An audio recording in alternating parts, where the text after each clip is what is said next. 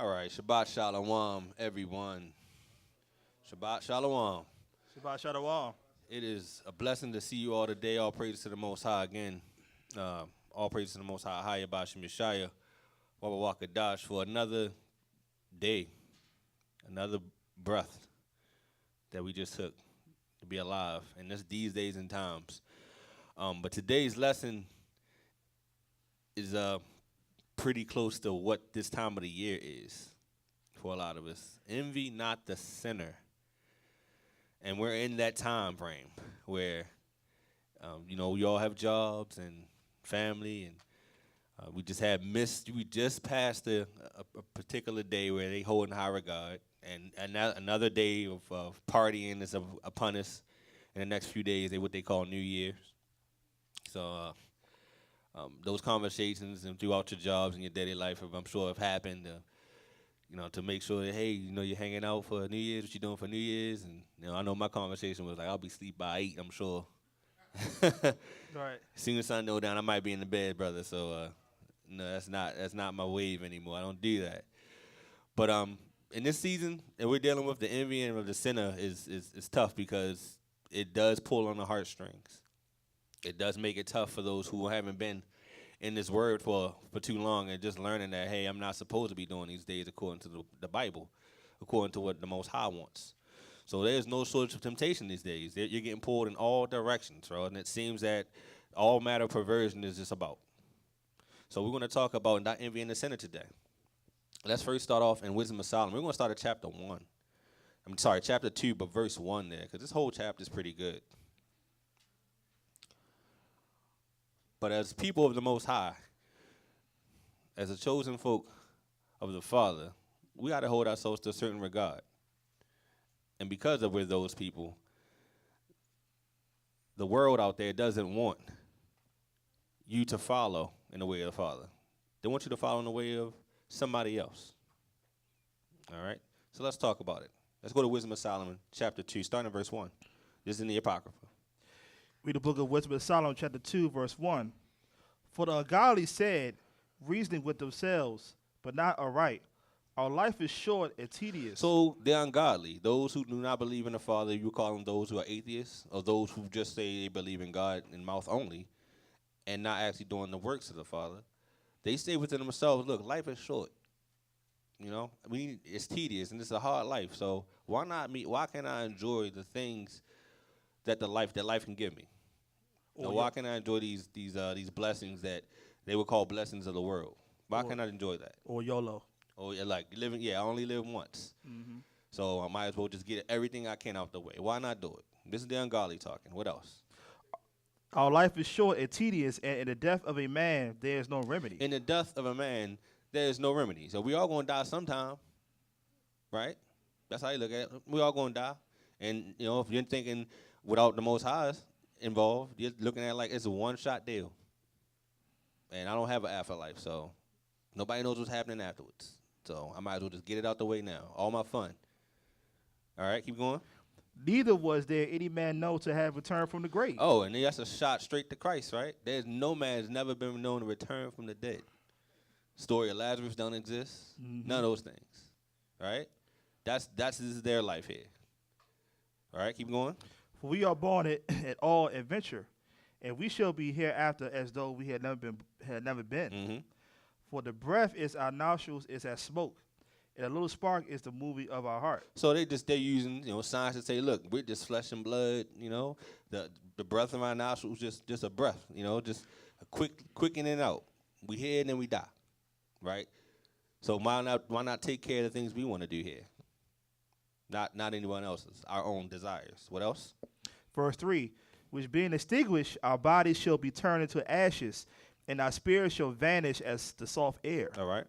Verse 4, and our names shall be forgotten in time, and no man shall have our works in remembrance. And our life shall pass away as the trace of a cloud.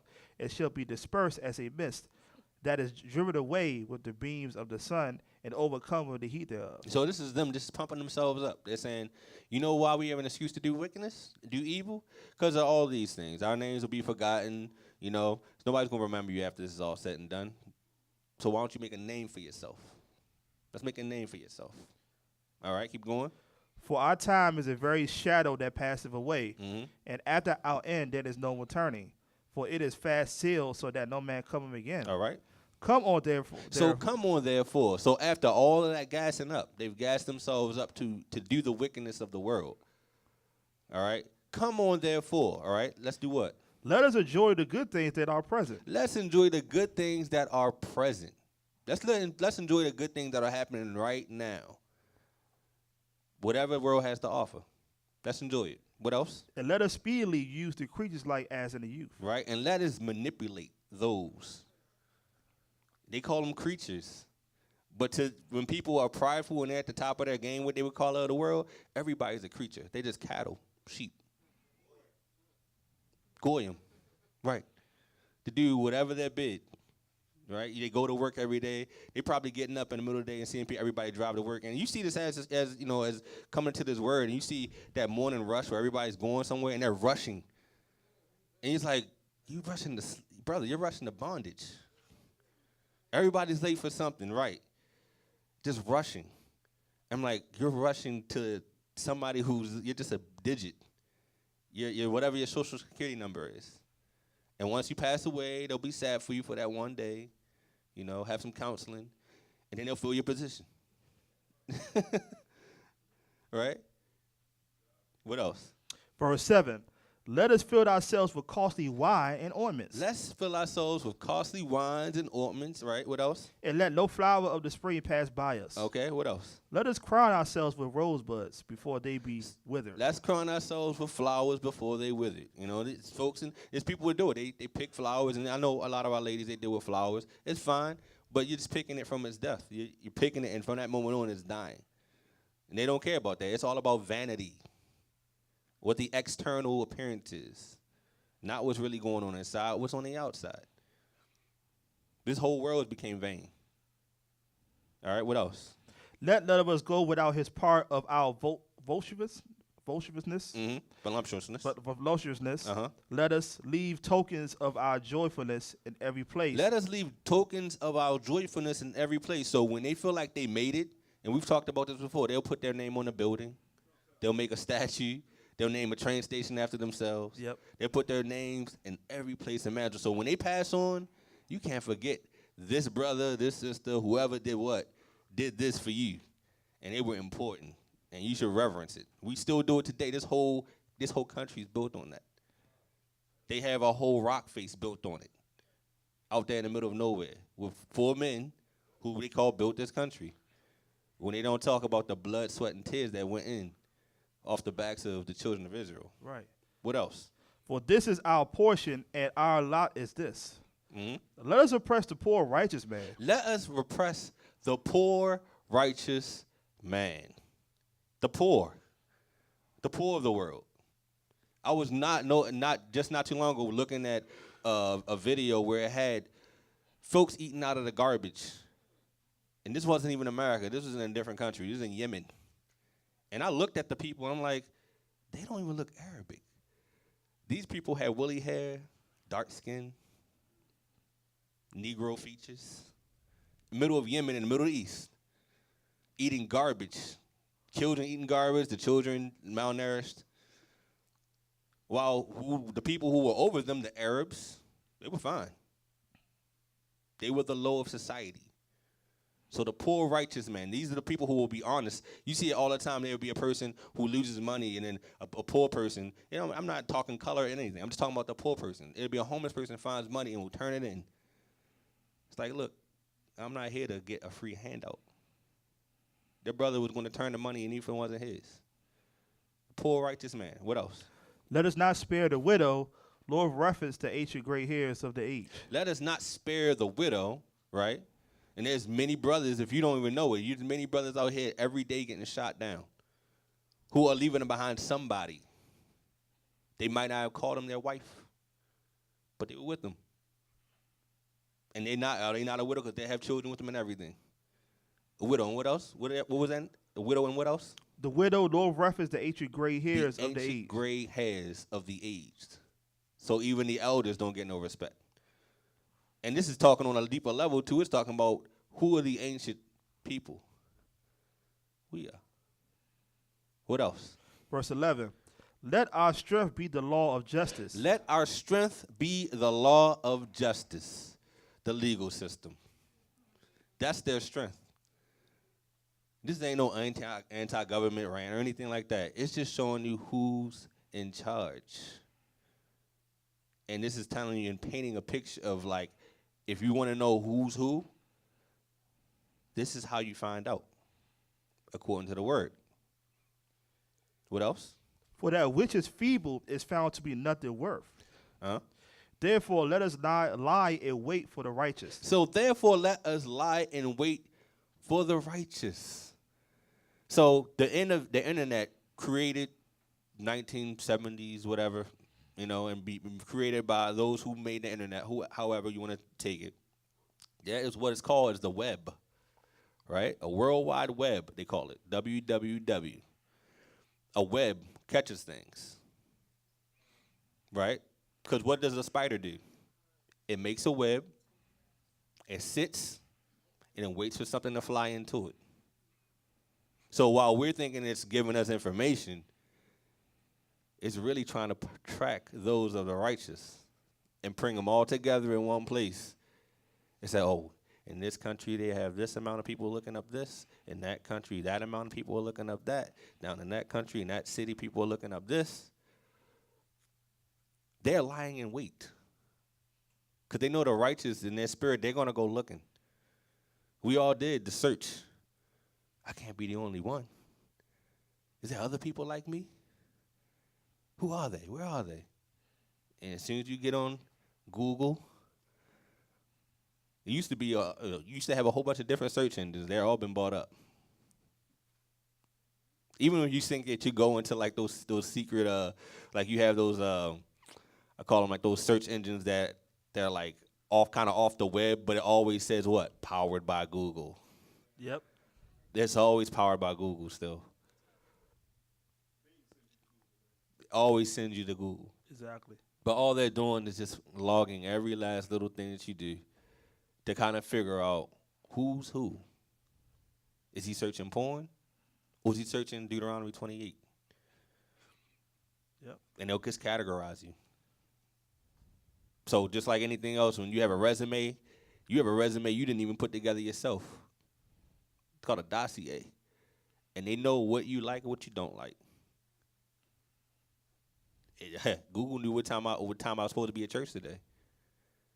It told me where I was headed already today. I've never plugged that in there. It definitely said Skate Palace, though. It definitely thinks I'm going to Skate Palace. It's like, this brother likes to skate a lot. Yeah. On Saturday. However, that's just them piecing it together. They know that Skateland is just one piece of this, and they're like, well, all right, what else is in that building? Yep. You ever type something on Google and it's automatically pop up? And then you look at your social media sites, and guess what? It's pop up on there, too. Mm-hmm. You're like, hold up, why this on here? I'm on some people on Facebook, like, I see it on Facebook. What I just looked up on Google, you'll see it on your timeline. Mm-hmm. On your phone, too. You'll see advertisements and stuff like that. Interesting enough, you don't even have to type it in yourself. You just have to say it out loud. Just say you can put 2 letters in there, it'll pop up. Like, oh, I thought it came up. And what I was saying, more or less, like, you talking about it, your phone's just listening and categorizing all of your logs. So when you type in something that comes up already, especially with something like really obscure, you're like, how did it figure I was going to say that? It was listening to you. It knows your voice. You've had that, especially if you had the phone for a few months or a few years. It completely knows exactly what you're doing. So that's the web in itself, right? They are waiting for the poor. Let us lie and wait for the righteous one. All right, keep going. Because he is not for our turn. Because he isn't like us. Even with all of their transgressions against the Most High, even with all their not conforming to the world, we're not wanting to go to, most of us don't want to go to college. Most of us, jobs and stuff, we get the low ones, all those things. Even with all that, deep down in our blood, we're not the same. And they know this.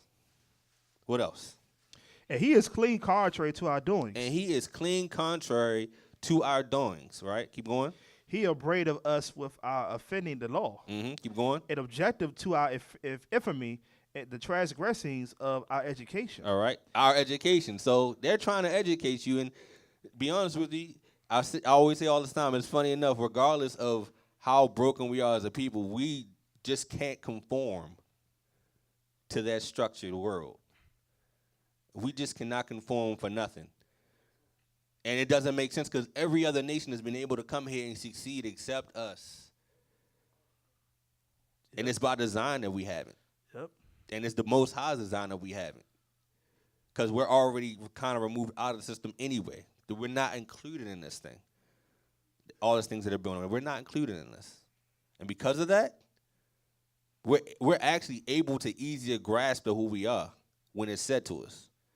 But the ones that are really ingrained into society and they're trying, this is the ones you get the most fight over. We just had a lesson on that in Bible study. This is past Thursday. The ones who are most ingrained in society, who just taking hold to these other gods that they've been given, they're going to be the toughest people to talk to. I'm talking about our own people. They're going to be the toughest ones. But you go on the street, you talk to a brother who like, look, I'm not down with any of these religions and all that stuff. That brother, it's going to be easy. Yep. You tell him, brother, I know your past the time you got over here. What? This whole time? Yep. They'll snap it up quickly. But the more ingrained they are, the tougher the nut to crack. It is. Yep. That's just the way it is. It's the educated fools, exactly. That's them falling into that education they spoke of. All right, what else? All right, verse 13. He professeth to have the knowledge of God, and he called himself the child of the Lord. Verse 14. He was made to reprove our thoughts. He was made, like, we were made to reprove this world. Like, that was our goal in the creation of us. We're the representation. That's why we're hated so much. We're the representation of their fall. We're the representation of their correction. That's why we're hated. We were made to reprove those evil thoughts. What else? He is grievous unto us even to behold, for his life is not like others men's. He is grievous unto us even to behold. Like, they can't even look at us. They can't even look at you. He was made to reprove our thoughts. He is grievous unto us even to behold. What else?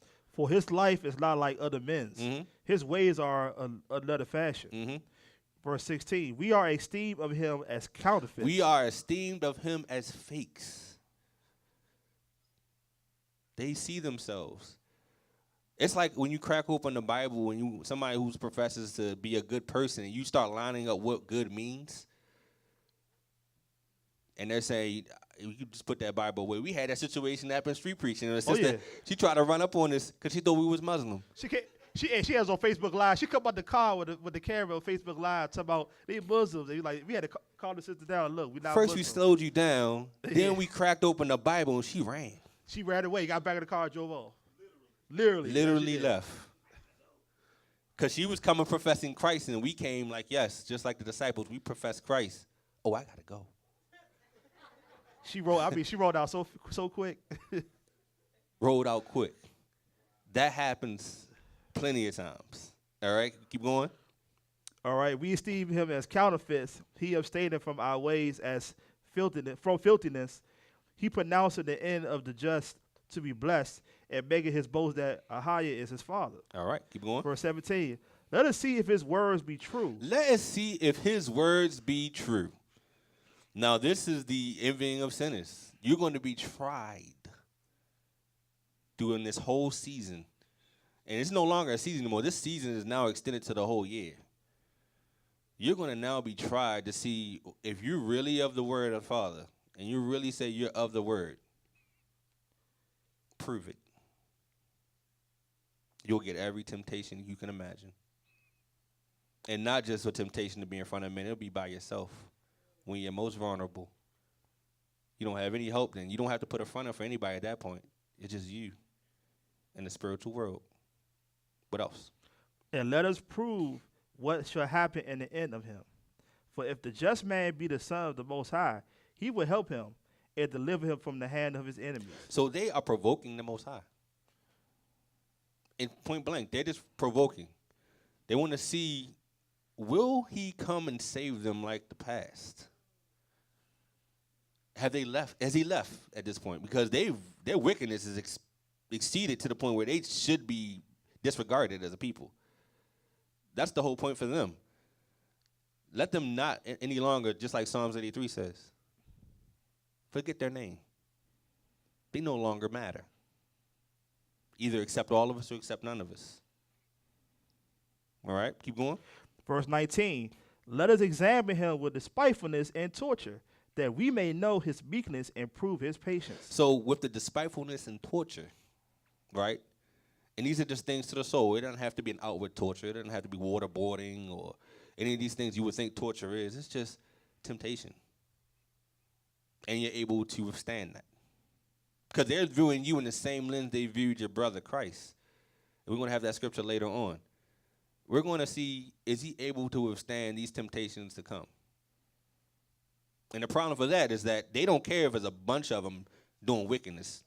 If there's one or two brothers that are withstanding the wicked and saying, I'm not going to fall into that trap, that's one or two men or women too many. They need everyone to be on the same wicked page. Keep going. Verse 20, let us condemn him with a shameful death, for by his own saying he shall be respected. This is the whole, what you would call African-American culture in a nutshell. Streetwise. Shooting each other, being proud of it. Brothers being hung and making it as a badge and putting chains around our neck.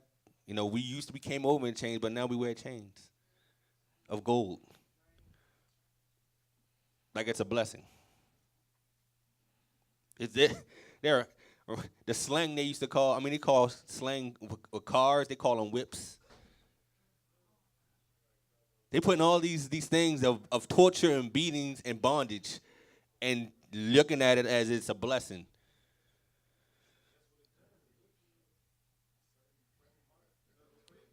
These are slaves, bro. Let's examine him in despitefulness and torture, that we may know his meekness and prove his patience. All right, what else? Verse 20, let us condemn him with a shameful death, for by his own saying he shall be respected. By his own saying he shall be respected. So killing a brother on the street, oh, brother, you got a body on you? Nah, nice. Don't mess with him, he a killer. Right, when you get into an argument, brother, you don't know I'm a killer? Like there's something to be proud of. Right. Mm-hmm. Bro, you just took one of your own, one, that when it comes down to the end, you're going to have to stand together. And now you got one less man because you're infighting. Yep. You're going to go right into your own military and kill your own people? That's when you don't know your true enemy. You think the enemy's in front of you. The enemy's laughing at you. Although a lot of friendly fire amongst our people. What else? Such things they did imagine and were deceived, for their own wickedness had blinded them. Such things they did imagine and were deceived, for their own wickedness have blinded them. We're going to talk about it a little later, but social media in itself, the most evil thing ever created. Yep. What all we do is laugh at each other, say who's pretty, who's ugly, who's rich, who's poor, cyberbullying left and right, our own people. Mm-hmm. Our whole makeup is to tear each other down. And they're just sitting back laughing at us. Like, that's one less person we got to fight. Thanks, Satan. What else? Verse 22, as for the mysteries of a higher, they knew them not. When you're trying to talk just basic scriptures with anybody, it could be the pastor of a church, or it could be, somebody in your family who, go to church every Sunday. When you're trying to talk the basic mysteries, just kind of come on one accord with them. As for the mysteries of the Most High, they knew them not. What else? Neither hope they for the wages of righteousness. Even the people on the street, when you try to just kick a little bit to them, like, look, you don't realize how deep this rabbit hole goes, brother, sister. Please. Well, I'm trying to bring you to a level so we can do this together, because we're going to have to walk on the same pathway to war. And we've been at war since the beginning. Since we made it here, we've been at war. 400 years of the same thing. Doing the same things, having the same kind of leaders, not progressing. I don't care if you're black, Spanish, Native American. We all have the same fight. We are not different in that. It is time for change. Keep going. Nor discern a reward for blameless souls. For the Most High created man to be immortal. For the Most High created man to be immortal. We were never meant to die.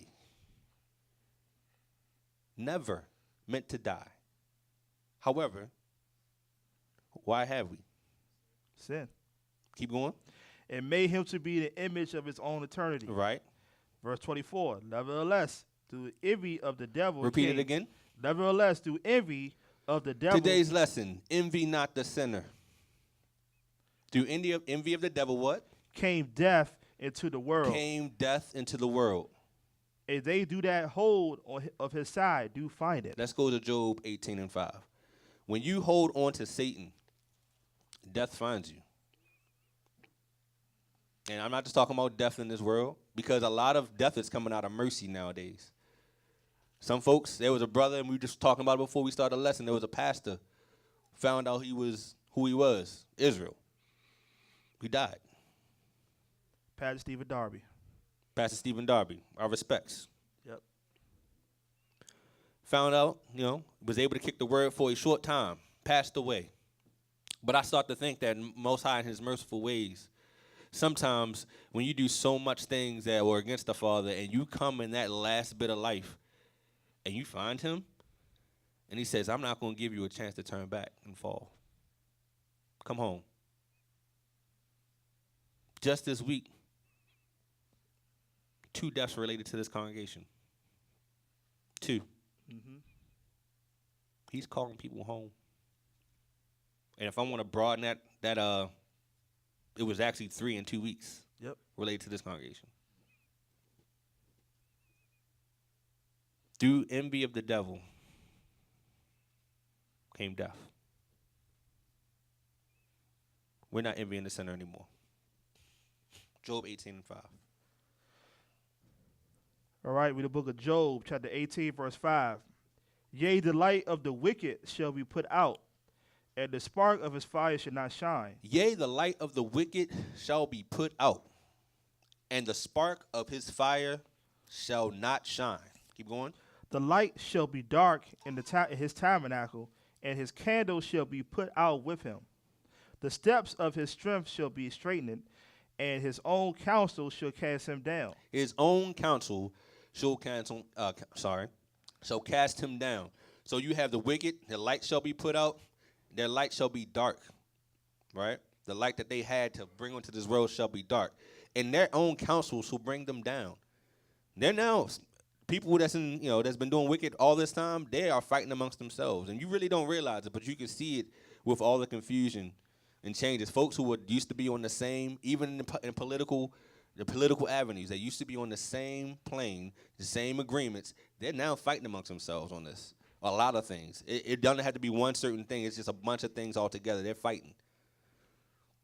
Their counsel is starting to turn on itself. People they used to rely on that information, it's not the same anymore, even for them. I don't think they know what they're doing necessarily. They used to feel like they were in control, but now this is starting to change.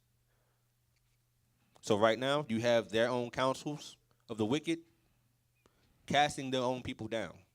People in our own apparent leader of our country don't even agree in his own party. Those prophecies are starting to come true on that. What else? For he is cast into a net by his own feet, and he walketh upon a snare. All right. The gin shall take him by the heel. And gin is like a flat piece of metal. You can almost think of it like a plate. Keep going. And the robber shall prevail against him. The snare is laid for him in the ground, and a trap for him in the way. Terror shall make him afraid of every side. It shall drive him to his feet. His strength shall be hunger-bitten, and destruction shall be ready at his side. It shall devour the strength of his skin, even the firstborn of death shall devour his strength. His confidence shall be rooted out of his tabernacle, and it shall bring him to the king of terrors. For the king of terrors. Keep going. It shall dwell in his tabernacle, because it is none of his. Brimstone shall be scattered upon his habitation. His roots shall be dried up beneath, and above shall his branch be cut off. His remembrance shall perish from the earth, and he shall have no name in the street. There we go. This is the complete opposite of the wisdom of Solomon that we just read. This is their end for those who profess to be living that one life and to live luxuriously in the world. The Most High has a different ending for all of this. He says that in their habitations there's going to be brimstone. We read about that in Jeremiah. We read about that in Revelations. We saw it in Sodom and Gomorrah. Over and over again, when you're wicked, it never pays. Crime doesn't pay. That's a temporary thought. Because in the end, I don't know a whole lot of old gangsters, especially for my people. Either dead or in jail. What else?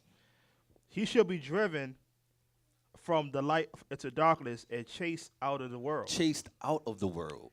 So when you're thinking about the new heaven and new earth coming, right, in Revelations 21, right? Mm-hmm. They're not going to be part of that.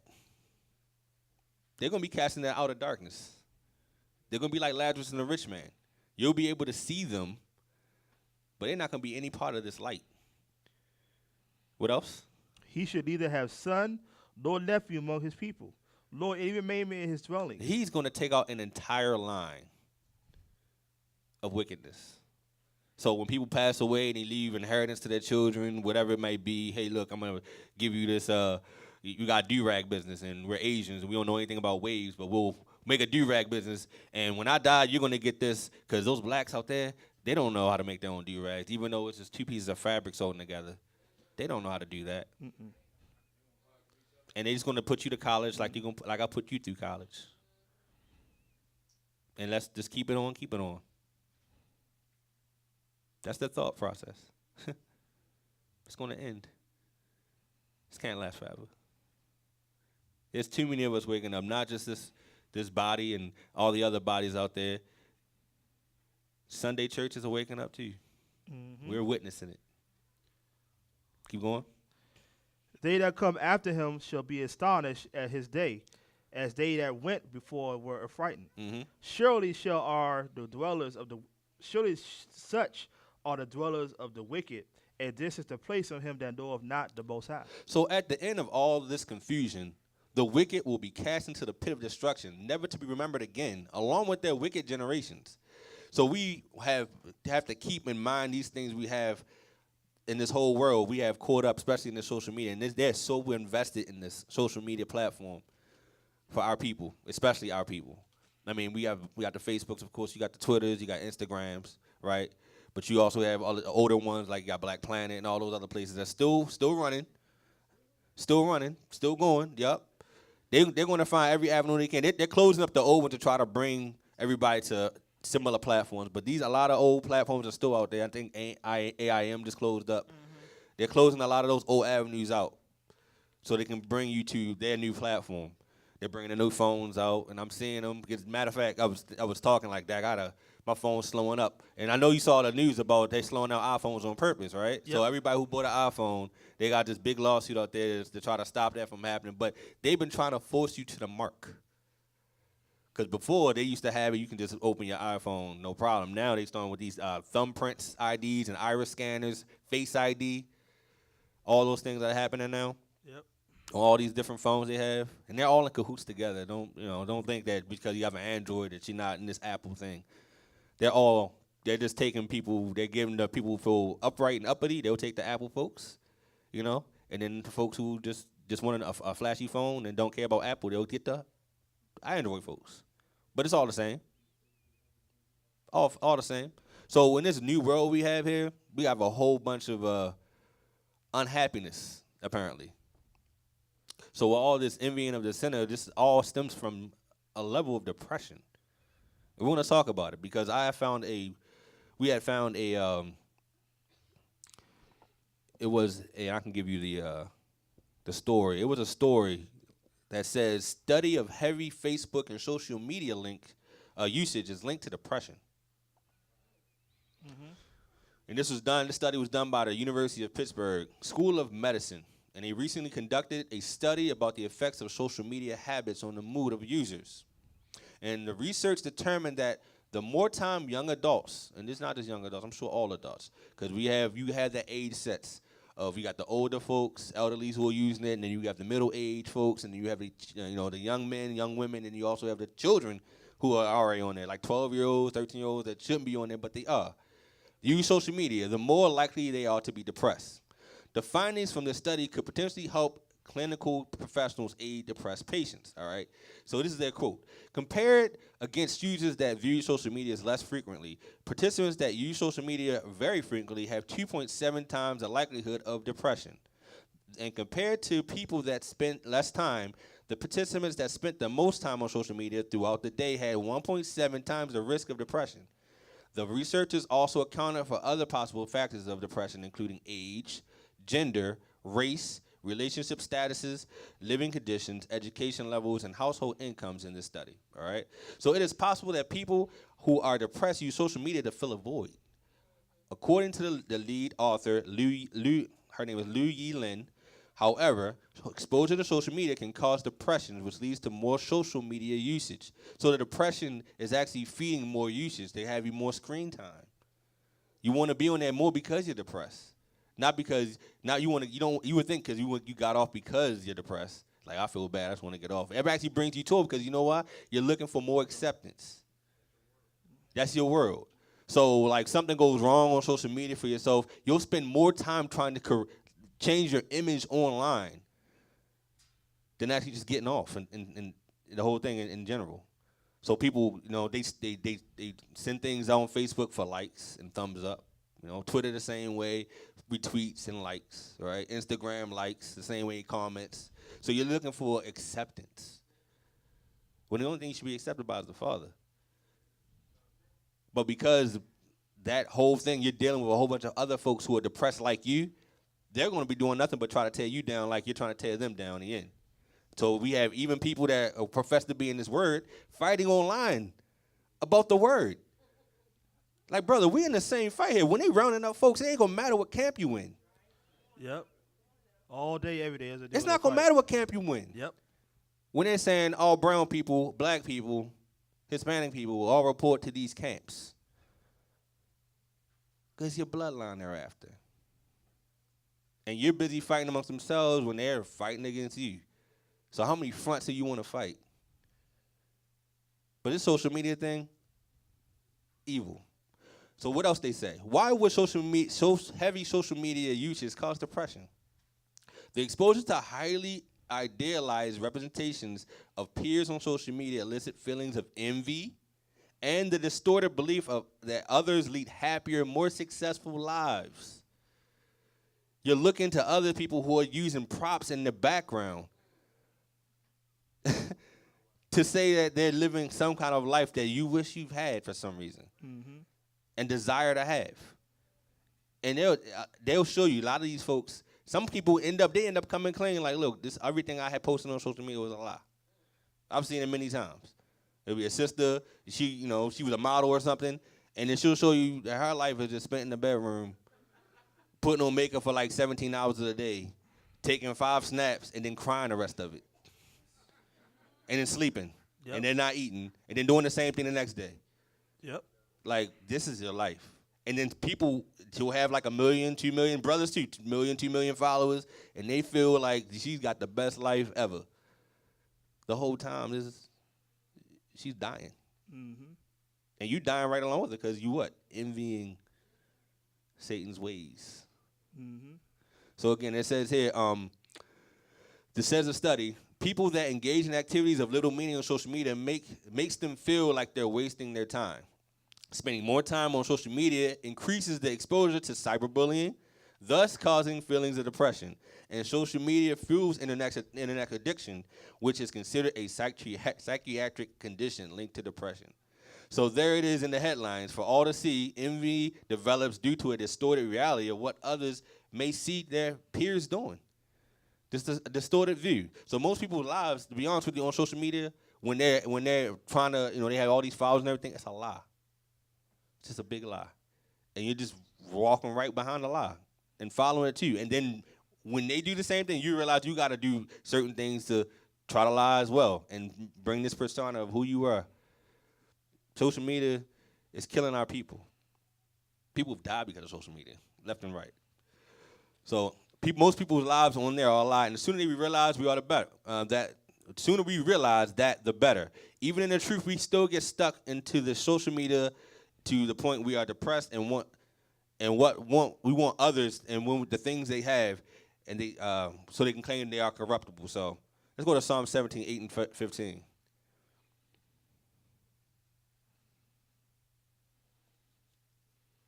So it's basically it comes down to the commandments of not coveting your neighbor's house, your neighbor's wife, your neighbor's car, whatever.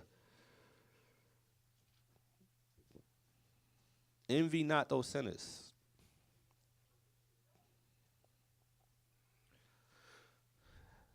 All right, everybody there? Read the book of Psalms, chapter 17. We're going to start at verse 8. Keep me as the apple of the eye. Hide me under the shadow of thy wings. So it's the Most High saying, keep me as the apple of thy eye. This, just like Christ said in Matthew 22, 35 through 40, what? Love the Most High with all your heart, soul, mind. That's the first and great commandment, right? What else? And hide me under the shadow of thy wings. From the wicked that oppress me, from my daily enemies who compass me about. They are enclosed in their own fat. With their mouth they speak proudly. They have now compassed us in our steps. They have set their eyes bowing down to the earth. Like as a lion that is greedy of his prey, as it were a young lion lurking in secret places. Arise, O Lord, disappoint him, cast him down, deliver my soul from the wicked, which is thy sword. Verse 14, from men which are thy hand, O Lord, from men of the world which have their portion in this life, in whose belly thou fillest with thy head treasure. They are full of children, and leave the rest of their substance to their babes. As for me, I will behold thy face in righteousness. I shall be satisfied when I awake with thy likeness. So the prophets realized these worldly nations were set over us to chastise us, and to have us eventually have those who desire to be righteous seek the Father once more. The wicked have children and are able to leave them an inheritance, and we envy them, but their truth is their seed is cursed, and they are burdened to the earth. Straight up. The world was not going to have this for long. I know a lot of our folks, they will look into our bank accounts and our pockets and say, you know what, I don't know if I'm going to have anything left to leave my children. But you're looking with the wrong eyes, family. The fact that you found out who you were and you found out how to follow the Father now, with these instructions, you gave them an inheritance. Anything else is a bonus. Let's go to Psalms 19 and 1. You don't realize how important this generation is right here. How set apart you are from how long ago since we've been here to now, that at no other time our people have changed like this. This is a huge step. It's a lot of responsibility too. And we're going to take a brunt of a lot of mistakes, because we got to do a lot of correcting. 400 years at least worth of correction, and probably longer, because the fact that we fell into those hands 400 years ago means that we were sinning probably 1,000 years before that. Yep. So we have to take up all our ancestors. When you pray and you say, look, forgive me for my sins and the sins of my ancestors, because it's on our shoulders now. Yep. So we take our last breath, which we may or may not even take here. You never know. You got to live every day like it could be the day he comes. He can return at any moment. I'm talking about Christ. Psalms 19. Read the book of Psalms chapter 19, verse 1. The heavens declare the glory of the Most High, and the firmament show of his handiwork. Day unto day uttereth speech, and night unto night showeth knowledge. There is no speech, no language where their voice is not heard. Their line has gone out throughout all the earth, and their words to the end of the world. In them had he set a tabernacle for the sun, which is the bride, which is as a bridegroom coming out of his chamber, and rejoiceth as a strong man to run a race. His going forth is from the end of the heaven, and his circuit unto the ends of it, and there is nothing hid from the heat thereof. Mm-hmm. The law of the Lord is perfect. It's what? Perfect. The law of the Lord is perfect. And this was mentioning the sun. And it's transgressing the sky, and it doesn't leave and change its time. It's always doing the same thing. That is set in order by the Father until he says change. So that law of the Most High is perfect. All right, keep going. Converting the soul. Mm-hmm. The testimony of the Lord is sure, making wise the simple. Right. The statutes of the Lord are right. The statutes of the Lord are what? Are right. Are right. What? Rejoice in the heart. Mm-hmm. They should make you happy when you're following the Father. It's freedom. He's not giving you all these, this open, like, look, you just do whatever you want. He's not doing. He said, look, if you follow this, you're not going to have those worries. Life's going to be simple. You might have hard times, but even getting through those is going to be a breeze because you got my trust and love in your heart. What else? The commandment of the Lord is pure, enlightening the eyes. So all these folks who want to be, like, smart or feel like, look, I'm wise, bro, you don't know wise. Talk to the Father. You will get all that you desire in wisdom. You want to find out the secrets of the times? You want to find out what the prophecy is saying? Get in line with his statutes and his commandments. You'll find it all out. Everything. From a scientist who needs a scientific background and needs that kind of feeling to feel like they're validated, you can get that through this book, through this word. If you're a woman or sister who needs comfort and through emotion, you'll get that. It's all there. But when we close off and we thinking we can do it our way, and you're doing it the sinner's way, you're going to be chopped short. You'll get the wisdom of the world, but you're not going to get it all. It always hits a glass ceiling. What else? Verse 9. The fear of the Lord is clean, enduring forever. The judgments of the Lord are true and righteous altogether. The judgments of the Lord are true and righteous altogether. When I think about folks have passed on, I never think of it to the situation where, like, dang, she should have never left. Why couldn't it have been me? If you're thinking about his judgments being true and righteous, he's doing it for a reason. If somebody's not here, it's because they're not supposed to be. There's nobody outside of that scope. It's just that simple. If somebody's not here anymore, if somebody's been removed, not even talking about death, just not around you, for a reason. If you don't trust the Father and you trust in your own eyes thinking that whatever you're doing or something you did to cause it, you're thinking with the wrong eyes.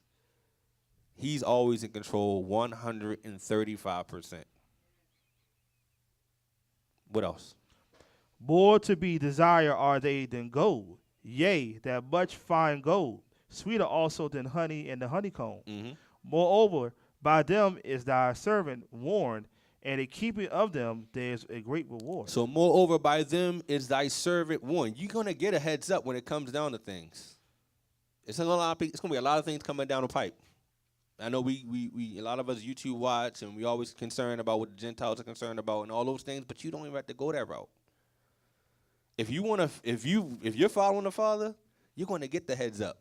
You could be in the middle of a forest by yourself, not having a phone for weeks, months. And he's going to say, I need you to move 3 feet that way. And something falls out the sky and doesn't hit you because he warned you. That simple. But we let our flesh betray us. So we continue in the Spirit, you will dwell in the Spirit, and you will have spiritual things happen. Amazing things. Straight out of the scriptures and all. Things you thought that were never possible. They will appear before you. So by the Most High's laws we are warned, so that we may be able to avoid the judgment to come. And the world also has been warned. The Bible has been the #1 seller for decades, and still the world acts as if they have no knowledge of the Most High statutes. You have all these Bibles out here and a whole lot of dummies.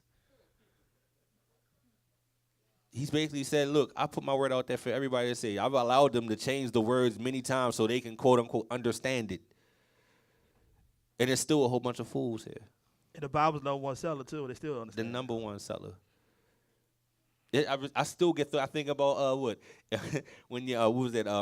Indiana Jones, when he was getting in the Temple of Doom. I believe he was grabbing the chalice that's supposed to have been Christ, and he's looking at all these other ones. Everybody's looking at all the pretty ones, and he's the only one that grabs the one that's the unassuming book, or unassuming cup. It's always the unassuming book that's got the most value, the most worth. So this thing is put in, hotels and dusty, never opened up. When it's got the answers to everything you've ever wanted, everything you've been looking for. So let's go to Luke 21:34.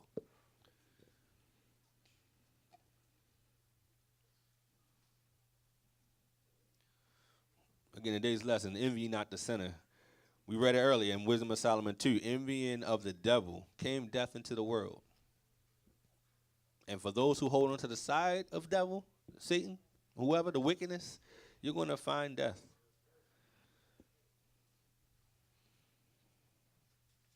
Envy not the sinner. This is the season of envy right now. A lot of us had some tough conversations, I'm sure, with family this week and the weeks past. And why we aren't around or available.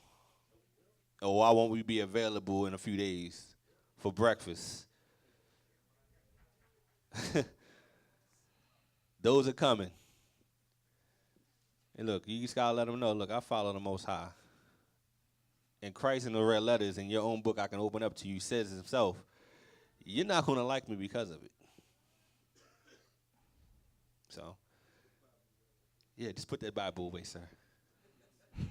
Just have some of these black eyed peas and say Happy New Year. You got to love them. You were that one. You were there at one time, too. So we can't look down on these folks. It's time to pick them out of the ditch. When they put that hand up, you put your hand down. You grab them. It's time to walk together. Exactly. All right, everybody there? We in Luke 21, verse 34. And take heed to yourselves, lest at any time your hearts be overcharged with surfeiting and drunkenness and cares of this life, and so that day come unto you unawares. So take heed to yourselves that you get lost in this world here. Because I don't know about you, but we've been all busied. A lot of things happening at once. Be it work, personal life, what have you. In every avenue, you've been busy. And that's just nothing but just pouring wine into your gut, mouth open. Then you lose sight of things. You might start reading the Bible a little bit less, You stop talking to people as much as you used to talk. Maybe being a little bit more guarded. Just get a little bit more worldly. Remember, you're in the middle of a race. You started a race. You still running. You didn't stop running. But in the middle of the race, you start to get weary. I don't know if I have the stamina to keep running the way I used to. Then you start to look around at the sights. I'm pretty sure so many people exercise out here. When you get to that point where you're like, I'm getting real tired. The music is not working anymore that you're listening to. Whatever's on TV, if they got ESPN or whatever on, that's not interesting. They put on soccer and you don't care about that. You start to look at other people and see how hard they running to make sure they running as fast as you are. If they aren't, you're like, you know what, they getting tired too. Maybe I can slow down. You're still in the middle of a race, though. Think about it like this. If Satan's a roaring lion and you're being chased by a lion and he's chasing you, are you going to stop? So think about that heat on the back of your neck. And anytime you feel like slowing down, he's right there waiting to devour you. Keep going. Verse 35. For as a snare shall it come out, as a snare should it come on all them that dwell on the face of the whole earth. For as a snare shall it come on all them, everyone. No matter how, quote unquote, righteous you are, You're going to get caught up in this drunken world here. Somewhere. You're going to get caught slipping. It's just part of your nature, your flesh. You're already built to receive it. No matter what race you are, how much knowledge you got, it's going to be a point in time where you're going to get drunk. And you're going to lose sight of what you were running for. It's going to come on all that dwell on the face of the earth. Keep going. Verse 36. Watch ye therefore. Watch ye therefore and what? And pray always. Pray sometimes. Always. Pray always. What else? That ye may be accounted worthy to escape all these things that shall come to pass and to stand before the Son of Man. Pray always that you'll be able to be accounted worthy to escape. Hey, brother, I have a secret passageway this way so you can get out of here. You hope that angel or the Most High or the Holy Spirit comes to you and gives you that word to say, it's time to move, brother. It's coming. The same thing that came upon Noah. Those times are upon us. Where sometimes you're going to get a conversation, you're going to get a feeling that it's time to move. It's time to change. Maybe not a physical move, maybe it's just time to shift your thoughts and focus. So when you look to party among the lawless, judgment will come upon you in a time you are unaware and not expecting it because your mind is only focused on wickedness. So again, these wicked things only come when you're sleeping, not when you're awake and looking. All right? If you look to escape the harsh things which shall come upon the wicked, you must continue to be diligent. Can't keep running this race and slowing down and getting water. Sometimes you just have to keep running when there's no water. You got to keep running hard. Let's go to Psalms 22 and 27.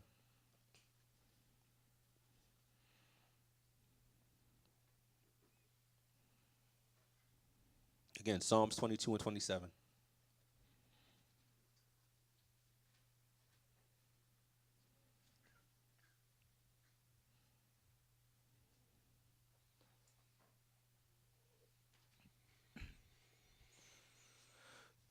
All right, everybody there? All right, read the book of Psalms chapter 22, and we're going to start at verse 27. All the ends of the world shall remember and turn unto the Lord, and all the kindreds of the nations shall worship before thee. So all the ends of the world shall remember. There's going to be a time when everybody who was lawless and atheists and all those folks are going to say, you know what, I believed the whole time I was just trying to be my own me. Deep down inside, all these people who have these arrogant natures, they know. They know someone's real. They know the Most High is real. They know. They won't tell you. But they know. It's going to be a time where all the ends of the world shall remember and turn into the Most High, and all the kindreds of the nations shall worship before thee. Every last one, Jew or Gentile. What else? For the kingdom is the Lord's, and he is the governor among the nations. All right, keep going. Verse 29, all they that be fat upon the earth shall eat and worship. All they that go down to the dust shall bow before him, and none can keep alive his own soul. All right. A seed shall serve him. It shall be counted to the Lord for a generation. All right. They shall come and shall declare his righteousness unto a people that shall be born that he had done this. So at the end of all this confusion, we must remember that Yeshua, Christ, shall rule this earth under the Father. There is no other being besides the Father that controls whether you live or die. He will set up his Son to rule over the world, and there is no one who can stop this from happening. It's a done deal. And they know it. And that's why they're preparing the world as such. So right now we have folks, we saw the Jerusalem announcement of, trying to bring Israel as the capital of Jerusalem. And that statement, that is them putting a stamp that, they're saying things kind of sideways. They know that Jerusalem is the capital of the nation of Israel, but they're using the state of Israel instead. They're talking in code. Yep. That's a time frame. Because once they did that, they knew everyone who was against them will then start looking at that city. So now Jerusalem becoming what? The apple of the eye. Mm-hmm. Now they have the UN going in there. You have, and we'll show a video a little later, there's all types of statements going around all over the place. Yep. The time is ticking. The fighting amongst ourselves has to stop. The chasing these sinners and try to be like them has to stop. Or we won't make it. You just won't be part of it. But it's coming. Those things are coming. The days are changing. Let's go to Psalms 49.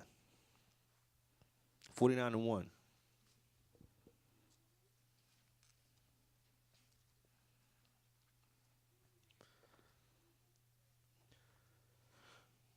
All right, we're the book of Psalms, chapter 49, verse 1. Hear this, all ye people. Give ear, all ye inhabitants of the world, both low and high, rich and poor together. My mouth shall speak of wisdom, and the mediation of my heart shall be of understanding. I will incline my ear to a parable. I will open my dark saying upon this harp. Wherefore should I fear in the days of the evil, when the iniquity of my heels shall compass me about? They that trust in their wealth and boast themselves in the multitude of their riches, none of them can by any means redeem his brother. Lord, give to the Most High a ransom for him. So they that trust in their wealth and boast themselves in the multitude of their riches, and this doesn't have to just be money, it's just stuff. Just whatever the world's giving you and you feel like it's yours. You know, Most High had nothing to do with it. They that trust in their wealth and boast themselves in the multitude of their riches, none of them by any means can redeem his brother. You can't save anybody. Like a lot of us are married and we think about our wives and we think about our children. You can't save them. You can only guide them. But when it comes down to it, you're responsible for them, but you're not the one doing the ultimate judging. You're going to be held responsible for them. So you got to be careful with this. None of them by any means can redeem his brother, nor give to the Most High ransom for him. You can't slide anything to the Most High on the side and say, just let him in. What else? Verse 8. For the redemption of their soul is precious, and it ceased forever. That he should still live forever, and not see corruption. For he seeth that wise men die. Likewise, the fool and the brutish person perish, and leave their wealth to others. All right. Their inward thought is that their houses shall continue forever. So their inward thought is, deep down in, that their houses shall continue forever. They're not thinking about the future per se, but they know, look, I don't think this is going to end because they got a good thing going. And I look at it like from this situation, the NFL. For the longest time, they thought they had a good thing going, and this thing could never fall, but now this thing is coming down on all sides. What has happened is that these folks who were playing for them realized they weren't even on the same level or even close to the same level anymore. They were just nothing but slaves. And now the fact that they realize that if they stand up just a little bit, that's a problem.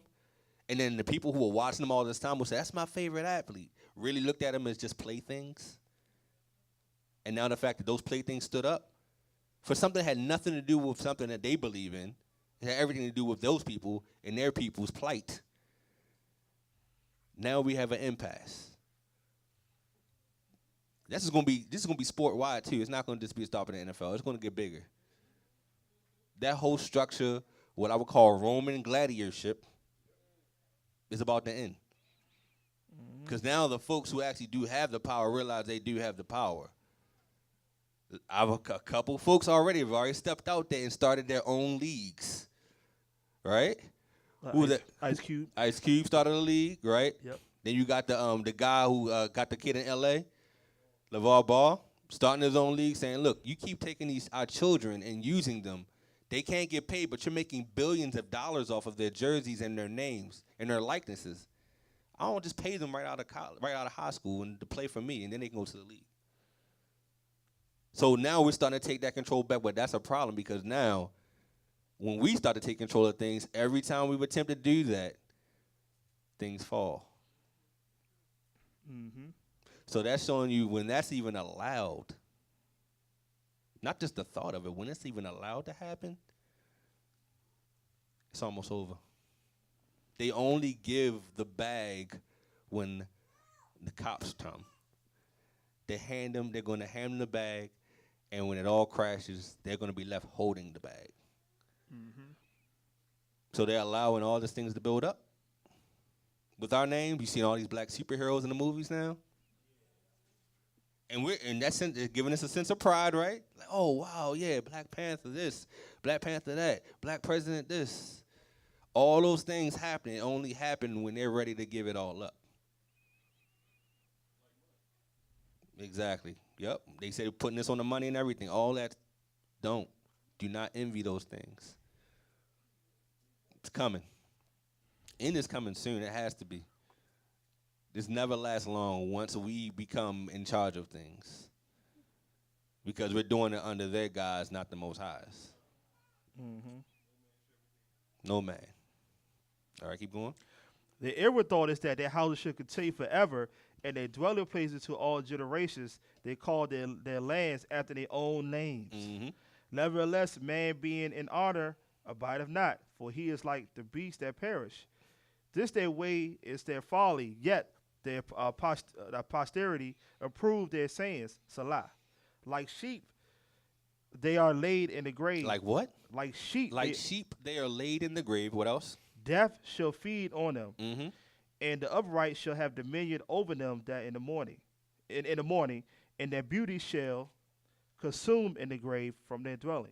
So we idolize the so-called elites and desire the things that they have and try to live a life that was never meant for us in order to obtain those things. Their possessions are cursed, point blank.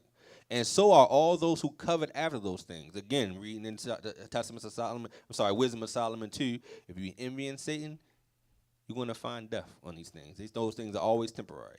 It's just time to wake up. So let's go to wisdom. Let's go to Psalms chapter 73, verse 1. A lot of Psalms today. Some of these Psalms y'all never read before.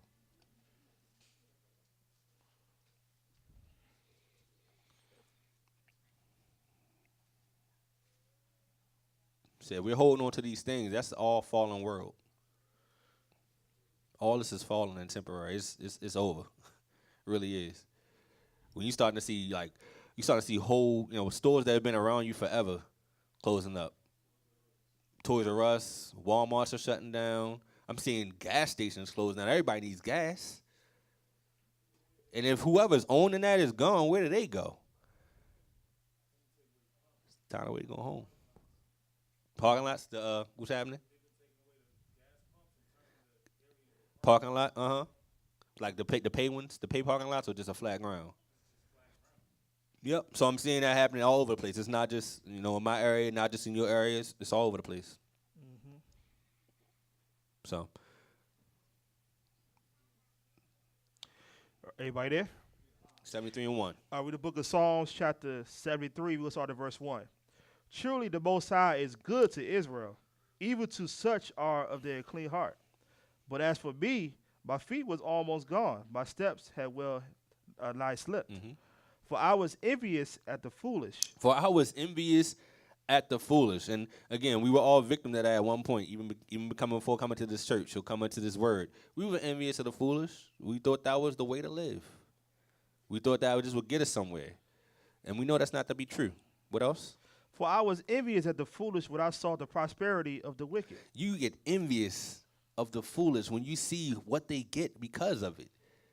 And you want to be happy. You look at your children, you may look at yourself, and he's like,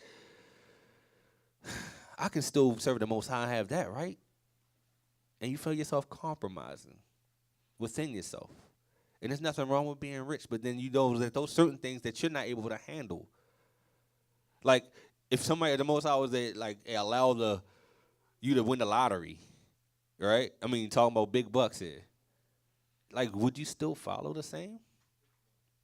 And you're saying it, yeah, I wouldn't change. But you get that in your pocket and see what happens. You have no choice but to change. There's, for one, a spirit on that money in the first place. Be it a digit or just a feeling. There's a spirit already on it, and it will make you compromise on some things that you think that you would never compromise on.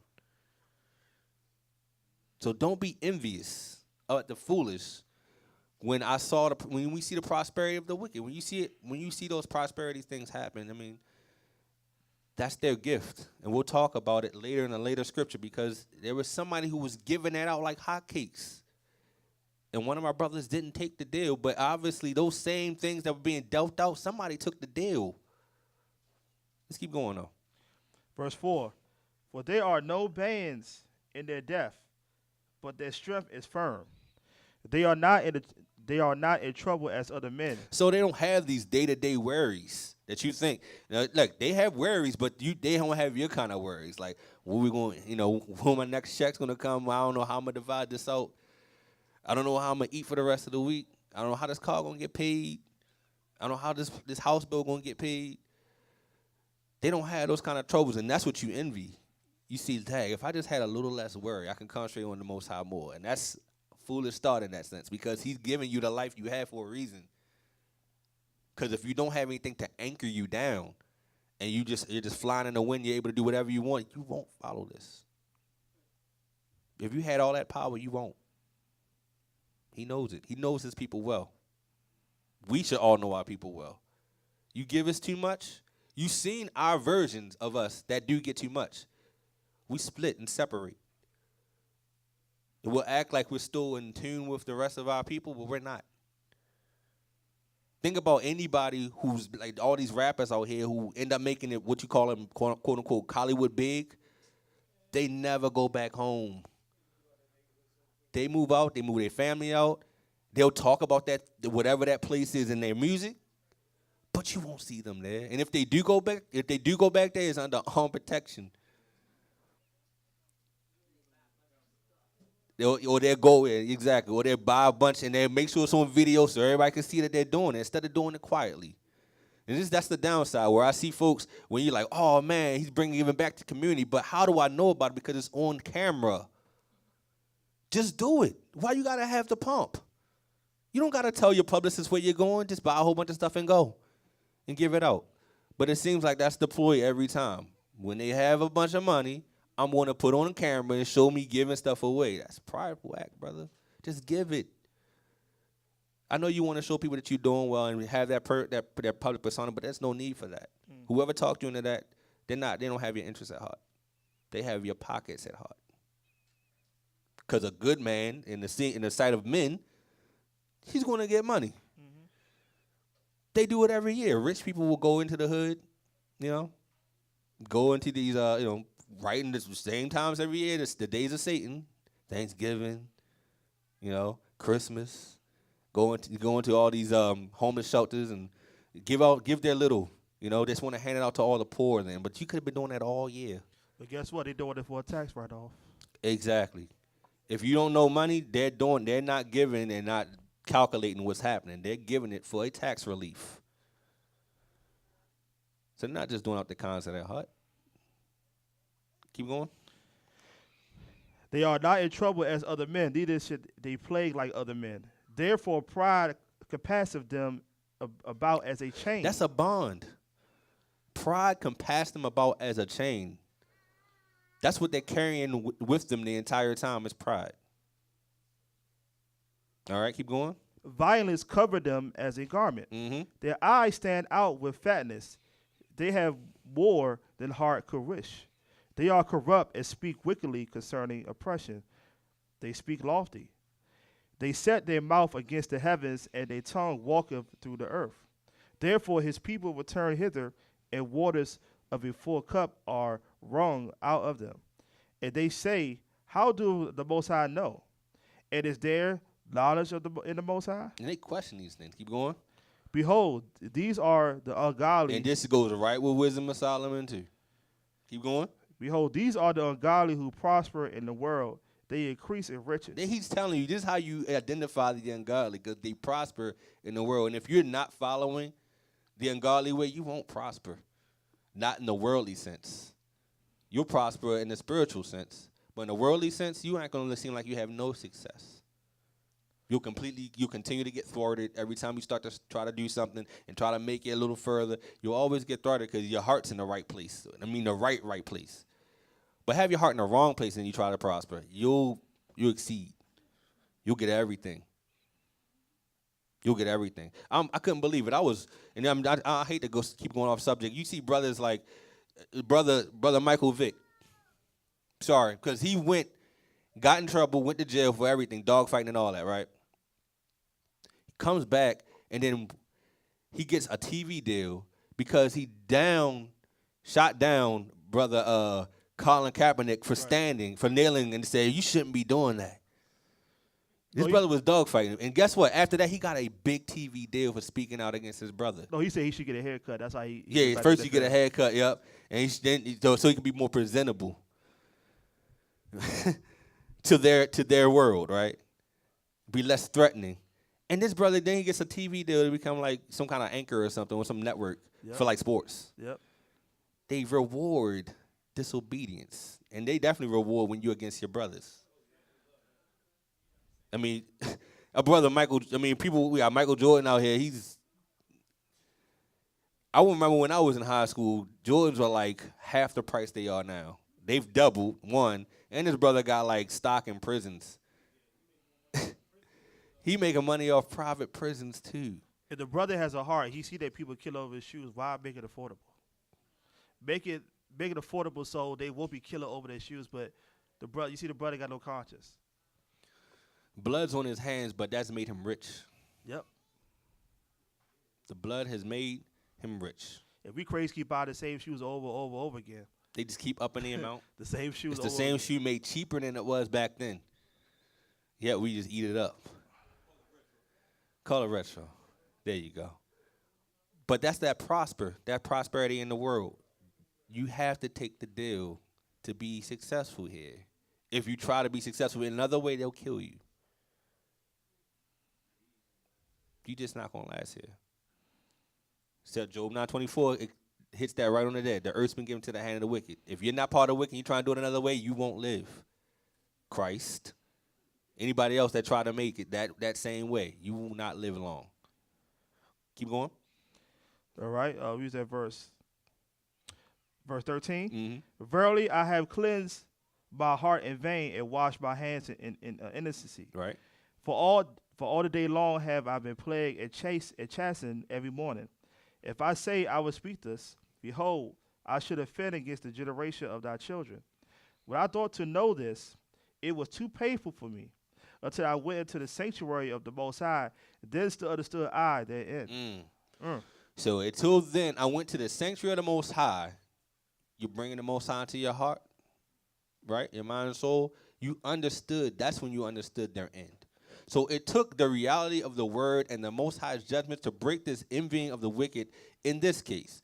The word provides us with the wisdom to see through Satan's tricks, which have been the same for generations. Yet even in the truth, we ignore the word and allow Satan to do the same things to us continually. He doesn't change his game. It's the same game over and over again. And you just keep falling for the same things over and over again. That's the definition of insanity. That's when you know the world has lost it. They keep letting the same things happen, and it's like it never happened. All right, so let's go to Isaiah 13:11. All right, let's go to the book of Isaiah. Go fast, yeah. Go fast. Ready to go. Once you come to the Most High, I tell you, this book, you want to find out what's going on, this is your news right here. You'll get everything before it happens, while it's happening, after it happens, the understanding will be there for you. But you got to get in it. You got to get in tune with him. It's not just being able to rattle off scriptures. This comes with your heart and mind and your soul clear to allow him to speak to you. Isaiah 13. Read the book of Isaiah, chapter 13, verse 11. And I will punish the world for their evil. He says, I will punish the world for their evil. What else? And the wicked for their iniquity. And the wicked for their continuing sin. What else? And I will cause the arrogancy of the proud to cease. There's going to be a point where all this proudness and pride is going to end. All of the designs they've built up to say that they can have a plan B in case things go wrong, there will be plan Z, and they'll realize there's no more plans. It's going to be all done. Every last thing. All this technology they built up is not going to matter. This web they have is going to be gone. What else? Keep going. and will lay low the haughtiness of the terrible. Mm-hmm. And I will make a man more precious than fine gold, even a man than a golden wedge of an Ophir. Mm-hmm. Therefore, I will shake the heavens and the earth shall remove out of her place in the wrath of the Lord of hosts, in the day of his fierce anger. So therefore, I will shake the heavens. That's got to be a terrible day. To shake the heavens and the earth shall remove out of her place in the wrath of the Lord of hosts and in the day of his fierce anger. What else? And it shall be as the chasing chase. road, Uh-huh. and as a sheep that no man taketh up, they shall every man turn to his own people and flee everyone to his own land. We were just talking about this to an effect. Where you have all of these folks who have all of these shops out here, and they're from other nations, and some of them are closing up shop. And they're not opening up new places. Some of them are leaving and going back home. Yep. We have a bunch of that happening. I remember just talking to my wife a while back. We were just talking about, because just like most of us, Sunday is our day to shop for food and all those things. We kind of get prepared for the week, that kind of way. And I say, you know what? In the area we live in, there is a gigantic amount of Jewish folks. And I say, the day that we notice there's no more Jewish folks shopping on Sunday, we know it's time to move on. When you start seeing them slow down, like it's bunches of them, and then nowadays, to be honest with you, it's less than it used to be. And I don't know if it's different times we're coming, what have you, but the same amount of people aren't there. So when these shops close up, when you have going to what, like we were talking about, when you have these supermarkets closing up, or you have these gas stations closing up where Arabs run it, and the Jewish supermarket or what have you, or you have a corner store, Asian with an Asian market, that's gone. Mm-hmm. And these folks didn't stay home, didn't stay here. They left and went whatever. They didn't stay in America. It might be time. And to be honest with you, how things are going, they're really just watching you. So as more and more people start to wake up to the truth, start to wake up to who they are, start professing they are Israel, they know what time it is. They all been told that. Deep down.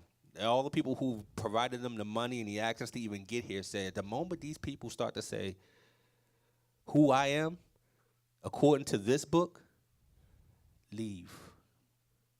Because destruction's coming. They know that for a fact. All right, keep going. Verse 15. Everyone that is found shall be thrust through. This is going to be a time when he says, when they go to their own people, then this is where the war starts. So, everyone that is found shall be thrust through. What else? And everyone that is joined unto them shall fall by the sword. These are their folks. These are all of Babylon's folks. Keep going. Their children also shall be dashed to pieces before their eyes. Their houses shall be spoiled, and their wives ravished. Behold, I will stir up the Medes. Behold, I will stir up the Medes. If you go into the Medes, it means like middle. And Medes, just like it sounds like Mediterranean, it just means middle. But when you find out their lineage come from the seed of Japheth. Who includes Japheth? You got Iran and the Persians, because they're not Arabs. You call an Iranian an Arab, and he'll correct you and say, I'm Persian. Look up Persian. You'll find out they're Japheth. But who also is Japheth? China, Japan, folks in Russia, just the Asian continent in general. That's the Medes. Circle back to any news cycle you've had in the last 24 to 48 hours. What's going on in China and Russia right now? They're gearing up for war with what? Korea, who are also what? Japheth. Stir up the Medes against them. Who's at the forefront of this whole thing of attacking North Korea? We are. Not we, but the place that we are. Now you have the thought process of what's coming upon here, this place. Things are starting to shut down. They've been building up a whole bunch of new things, though. It's funny, like, as things shut down, they've been building brand new buildings, widening roads.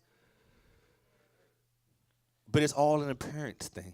But guess what? When they build up these buildings, guess what? They got insurance on it. It's insurance on those. Because they could tear it down. Guess what? Take the insurance money and what? Move on out. Oh, it got hit by a bomb. Oh, I'm living in Australia. Just wire me the funds. Yep.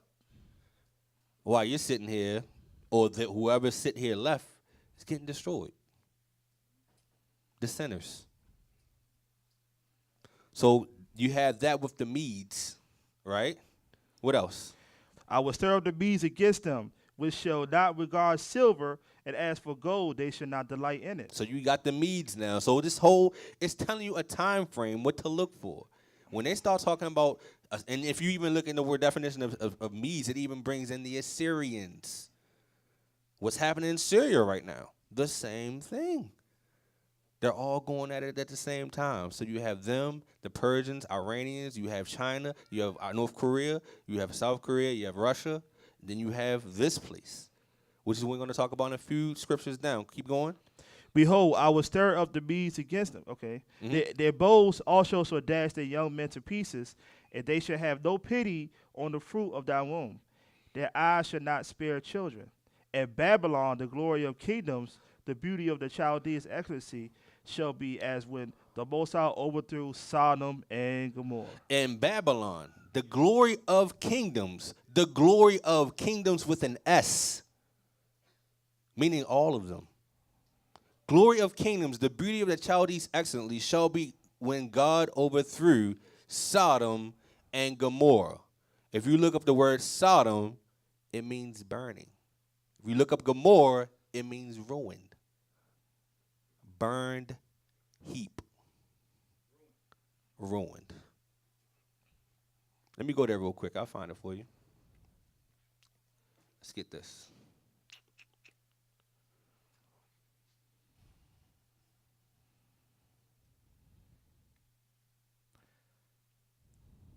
And what happened before Sodom and Gomorrah got destroyed? What was going on? What was going on before? Warnings. What's going on right now when they pass legislation on? Where Christ said, as the days of Noah, so the show the man should be. The days of Noah was kind of more wickedness going on, right? And that's where the wrath comes. Here we go. Sodom. So when you look up the word Sodom, that is Hebrew word, and this is in the Hebrew concordance. And if anyone's brand new, for anyone who's never read the concordance, it's basically an encyclopedia for the Bible, divided in Hebrew and Greek, right? Sodom, H5467, right? It means scorched or burnt, volcanic.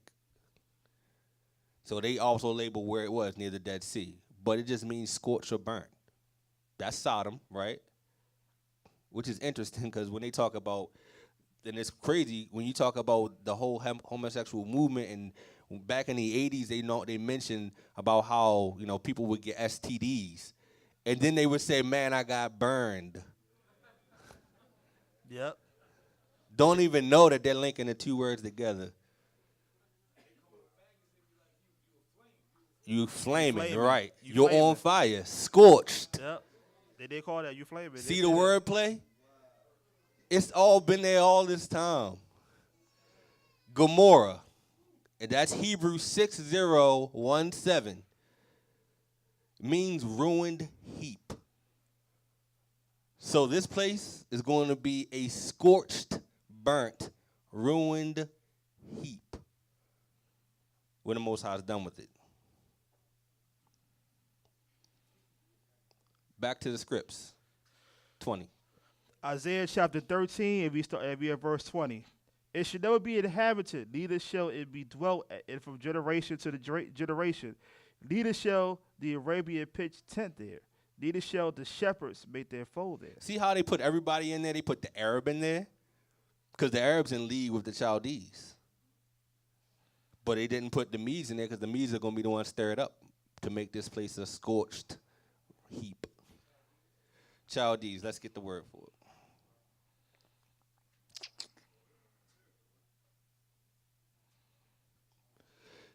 Chaldees is Hebrew word 3778.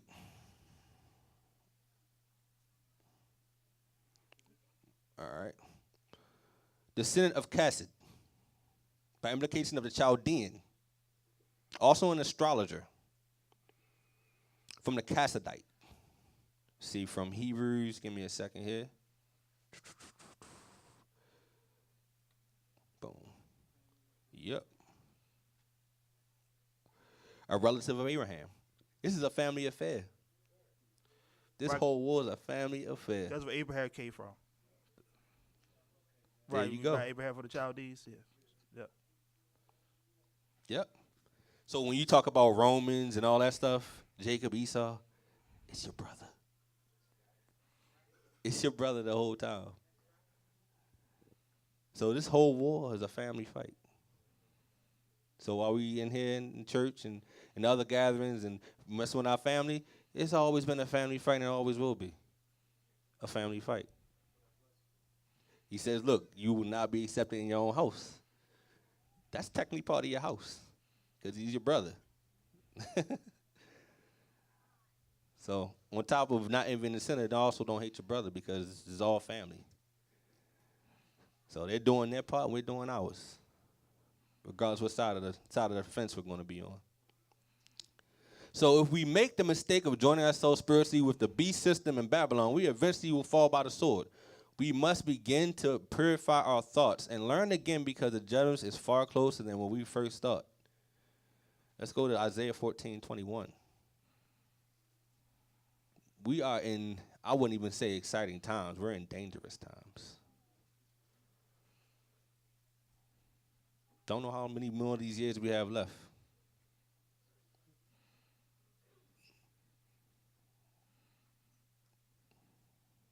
Isaiah 14:21. Anybody there? All right, read the book of Isaiah chapter 14, verse 21. Prepare slaughter for his children for the iniquity of their fathers. And that goes right in the commandments, right? To the third and fourth generation of them that hate me. He will pass on these things to the children. Right? Keep going. That they do not rise, nor possess the land, nor fill the face of the world with cities. Mm-hmm. For I will raise up against them, said the Lord of hosts, and cut off of Babylon the name, and the remnant, and son and nephew, saith the Lord. Everybody who's attached to that Babylon system, that whole family line is going to be done. Mm-hmm.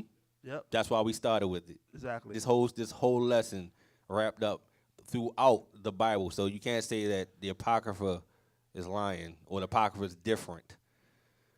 It says nothing different. Keep going. Verse 23.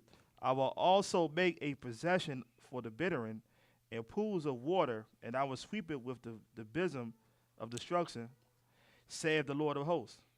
The Lord of hosts had sworn, saying, surely as I have thought, so shall it come to pass. And as I have purposed, so it shall stand. So wake out of your delusion because Babylon is already done. It's already been signed and sealed. It's just waiting for its own destruction, really.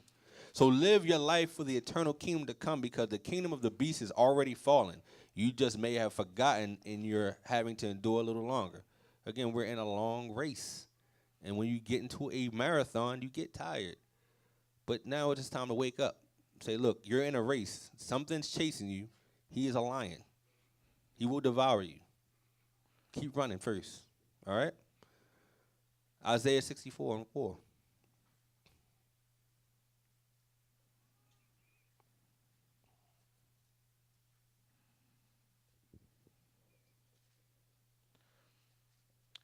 right.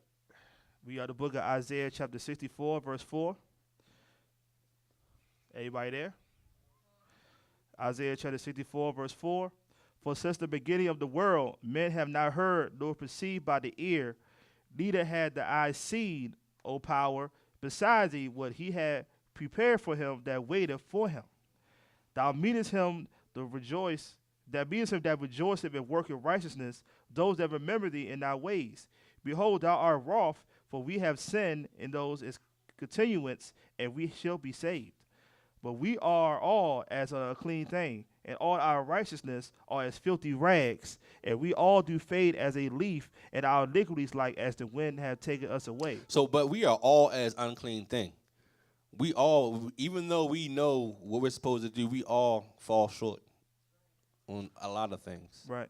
And that's the continual struggle. That's going to be the continuous fight. And that's why we keep doing this. That's why you're alive today. That's why you're here right now, to keep correcting, keep fighting for it. The Most High is all about fighters. He really is. Who's going to keep trying, even though they got the odds stacked against them? He wants that chosen few. Those brothers and sisters that's left over from this is going to be the strongest of the strong. Are you prepared for that? For him? Because the fact that he brought you to this point, the fact that he even chose you out of the world, because you could still be stuck out there. He brought you here and said, you know what? There's more to this. Soldier, let's war together. What else? If there is none that called upon thy name that stir of himself to take hold of thee, for thou hast hid thy face from us and hast consumed us because of our iniquities. Mm-hmm. But now, O Lord, thou art our Father, we are of the clay, and thou art the potter. Again, but now, O Father, you are our Father, right? We are the clay. Mold us.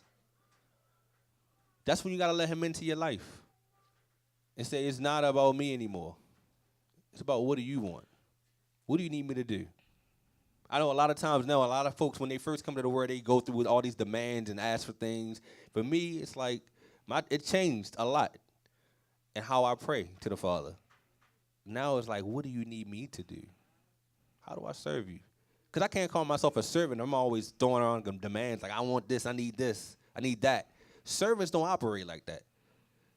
Servants listen to the master. Say, what can I do for you? Because when you ask in those respects, you'll get everything you need from the true master. Right? Mm-hmm. What else? And we are all of the work of thy hand. We are all the work of thy hand. So we have an eternal kingdom to obtain that our imaginations can't even perceive. Yet we look to obtain all matters of confusion, which are wasteful. It's a waste of time. We waste a lot of time here. And that's all grace. You know, we're doing things that we shouldn't be doing, but it's all grace. He's allowing us to even live like that. So we can correct ourselves. We are wasteful and unfruitful matters, and we could be striving for eternal life. We don't waste your time here. Again, I told y'all, there's a few folks in the gathering that have lost people this week. They don't have no more time. You do. Use this wisely. That time that you do have, use that wisely and get right. Figure out what you need to be doing for him. Not what you need to be doing for men necessarily, but what does he want for you? Because this is where the focus is. He's going to put everybody in certain places to do the work for him. All right, let's go to Matthew 4 and 8.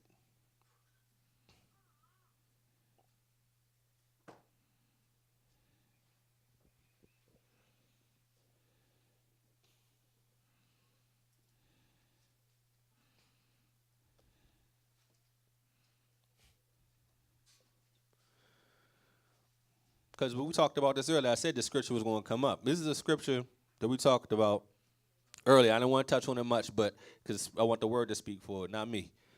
But again, it comes down to somebody took the deal.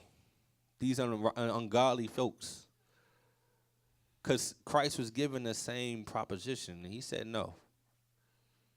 And a lot of us aren't actually given these things because he knows that we won't be able to handle them ourselves. And we will use them probably for our own wants and desires. But somebody took the deal.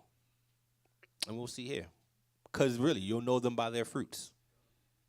Right? Matthew 4 and 8.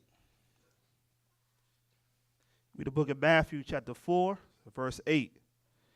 Again, the devil taking him into an exceedingly high mountain. And just for those who are brand new, this is Christ being tempted by Satan. This is Christ being tempted by Satan after his baptism. So for those who've been baptized and you're really in a rush to get baptized, you're going to be tried even more than you could ever imagine prior to your baptism. You thought it was hard before you got baptized? You live in a struggling life? Yeah. I hear it. You haven't seen anything yet. Because it's always the same design. When you make a choice to follow the Most High, here comes Satan. Because when you're not making that choice, he's like, you know what? All right, he's still on my side. I don't have to try for him anymore. I'm looking to recruit new people, not people I already know are already on my side. Oh, he changed sides? All right, I'm going to need 5 of you legions to go that way. All right, now you mess up that life there. Mess with that job or something. I don't know. Doesn't he care about money? Yeah, take that away. That's what happens. Yep. He's going to make sure that you're going to get right back on that side. And there's a lot of folks who went in that war that rushed it, too, and say, I'm ready. And we're like, you just want to wait? No, I'm good. Okay, all right. You went through all the motions, went through the Bible class and everything. It sounded all good. You made all of the checks and balances and marked all the boxes off that you were ready for baptism, as far as we knew. But as soon as you got in the water and weeks later, where are you? That's why we say that before baptism is like boot camp, because we got that water, you ready for war. Yep. Because we go through basic training. Do they train you right before you go to war, right? So we try to train you for the war. So we got that. We come out with what Ephesians 12 say: put on the full armor of the Most High, right? Yep. So we got to make sure that you're ready to go to war. Yep. So you got to prepare yourself. And again, I talked about this just in conversation with a lot of you. When I see you walk through those doors, I see soldiers coming back from war. You don't maybe look at it like that. I see you in full armor. I see your gun. I see your flak jack. I see your helmet. The fact that you walk through the doors, a blessing. Because somebody didn't walk through those doors. And it's not because they didn't want to. They couldn't. So when I see you come to the doors, I see that same thing. We're following just like Christ will follow. We see soldiers coming back from war. And you come here and you leave, you're going off again to the front lines. But you guys are tough as nails. He's proven that. Day by day, week by week, Shabbat by Shabbat, he's proving his people. And you're proving yourself with the Father, not us. He sees it. The dedication, because that's going to be tested even more. Coming and getting up to church, that's easy. Real struggle's coming. As a whole. We're going to need leadership. We're going to need organization. All that's going to have to come, and we're going to have to be something we've never been before in the 400 years we've been on this part of the planet. We're going to become a unit. Yeah, believe it or not, a lot of y'all brothers can believe 1,000 men. Y'all don't see it. You have no idea what you're being prepared for. You have no idea what the Most High got for you. You can believe 1,000 men in the truth. Yep. Let's go to Matthew 4. Matthew chapter 4, we will start at verse 8 again. Yep. Again, the devil taking him up into the exceedingly high mountain and showing him all the kingdoms of the world and the glory of them. And glory, that's the power. That's what drives these kingdoms. What makes them great in the eyes of men? So he showed everything that a society would be called to be great.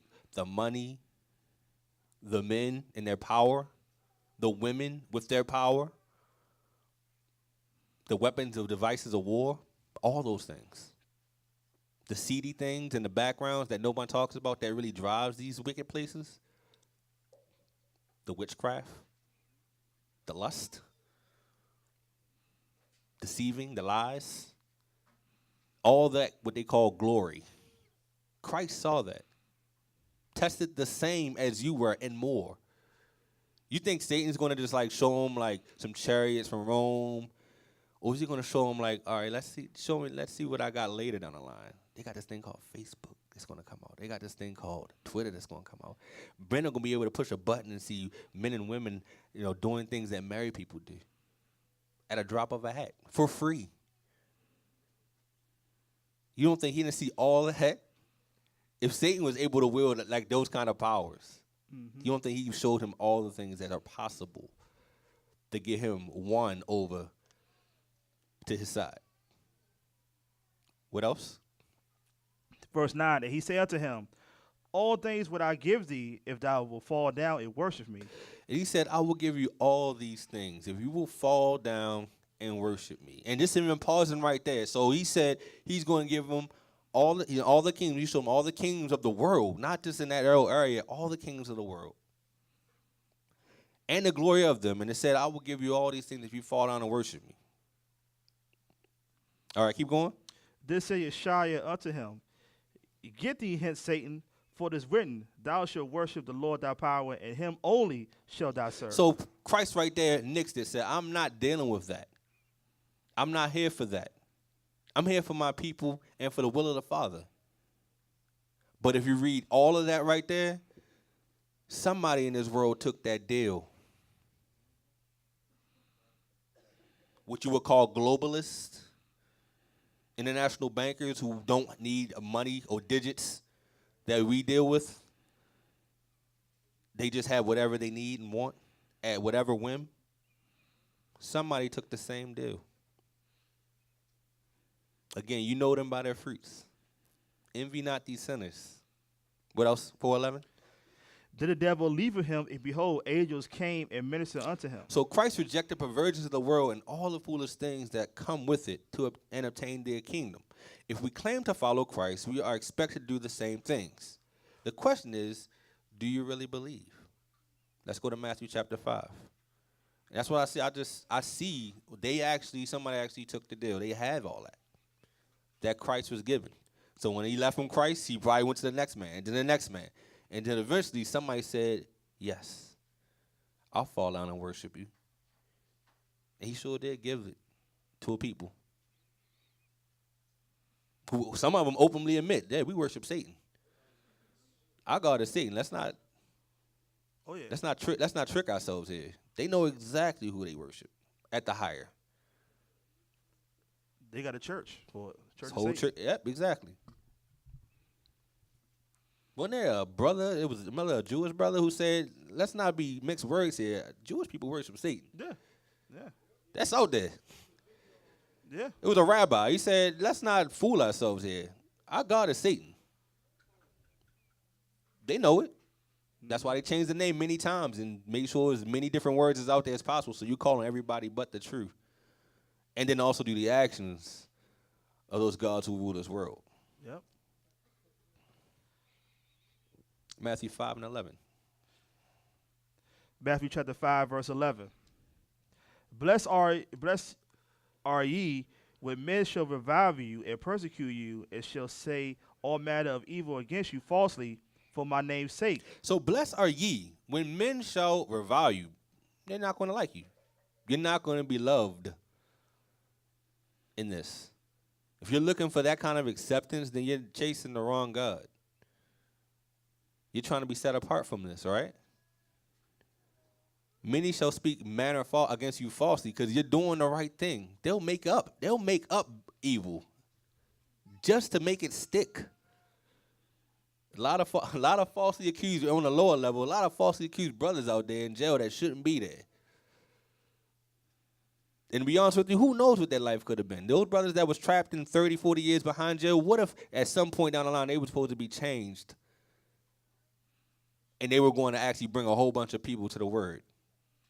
Because that happens a lot of times. Folks who live and that's a testament to a lot of folks who live really wicked beginnings of life as teenagers, young men, and then becoming men of the Most High. That happens a lot of times. And I can see that being a design where they would say, let's put as many in jail as possible. We have to. Because I can't really tell you one of these men are going to end up coming up against us and leading the whole of them out of here. Rising them up. That explains a lot to me. Mm-hmm. That makes all the sense. Why would you create a police force once the slaves are released? Why would you create the police force right then and there? The police force, if you didn't know, came and was invented as soon as slavery was abolished. Police were never to police the nation. It was police people. And you want to know why? You know what they serve the God. You know how you can find out the God they serve? Look at their badge and their star. It's the 6-pointed star. The same one that their God, Canaanite God, that they worship. It's the same one. The same Babylonian God. Moloch. They're here to police you. When we read, again, I'll put that out there on purpose. Wisdom of Solomon 2, you read that, it's a summary of this entire thing. There's strength in the law, what they call justice. It's not justice for you. It's just, right. Right. When y'all get a chance, check out a documentary called 13th. You get a chance, read it. It'll give you a whole perspective about the whole 13th on Netflix. 13th. Check it out. Check it out. It'll give you the whole perspective about the whole law system, how it is against us, the whole court system. Check it out. Yep. Keep going. All right. We at verse 13. Ye are the salt of the earth, but if the salt have lost his savior, wherewith shall it be salted? It's right here. Most High's putting it right out. Ye are the salt of the earth, my people. You are the salt of the earth.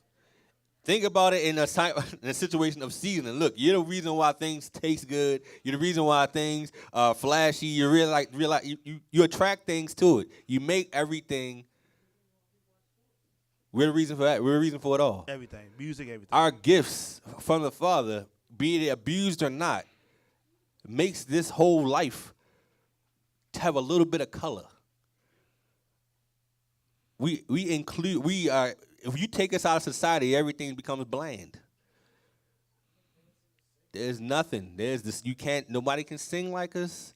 Nobody can dance like us. Nobody can praise the Most High like us. Nobody can praise the Most High like us, dress like us. It's in us. That's just us. We've always been those people. We're called the salt. Salt can do two things. It can flavor things, but it also can raise things and completely demolish things too. So if you look at some of our people, when they're not following the Most High, you won't go to some of the worst-looking places in America. Go to some of the places where we're like predominantly living. All the values of the houses are down. You know, there's nothing really growing there. Too much salt, right? Too much salt ain't good for you, right? As they say. But it does two things. It can be included to actually help things, but it also can ruin things too. And when we're not focused on the Father, we'll ruin things. Ruin ourselves. All right, what else? It is thenceforth good for nothing, but to be cast out and be trodden of the foot of men. Ye are the light of the world. A light that is set on a hill cannot be hid. Say, ye are the light of the world. And the fact that we've been scattered to the four corners, I talked about it before, like you're just like in a big giant warehouse. And there's a light bulb over there, and then you go to another warehouse, there's a light bulb over there. But if you go into a dark warehouse and there's one light bulb, you can still see that light. Something from the other side of the warehouse, like there's a light over there. Just beaming in a dark warehouse. So if you be in the light of the world, regardless if you're scattered or not, you're still attracting the Most High. You're still of that. You're still going to attract Gentiles. You're still going to attract other people. They're still going to see and like, there's something about these people. That's why you have all these Gentiles waking up right now and telling you who you are. They see it. They see the design. They see how lost you got, and they see it all.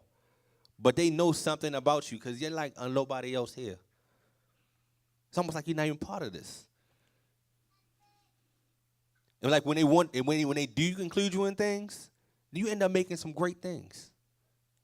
I don't know, when we were talking about this not too long ago, like when you put one of us in a society, anything, I'm talking about military, doctors, singer, whatever, you give us the same education as they got or anybody else, we end up being the top of it. Yep. And then we also end up making it different than what it was when they were there. So like if you want some inventions, put a bunch of us in a room and tell us, think of some things.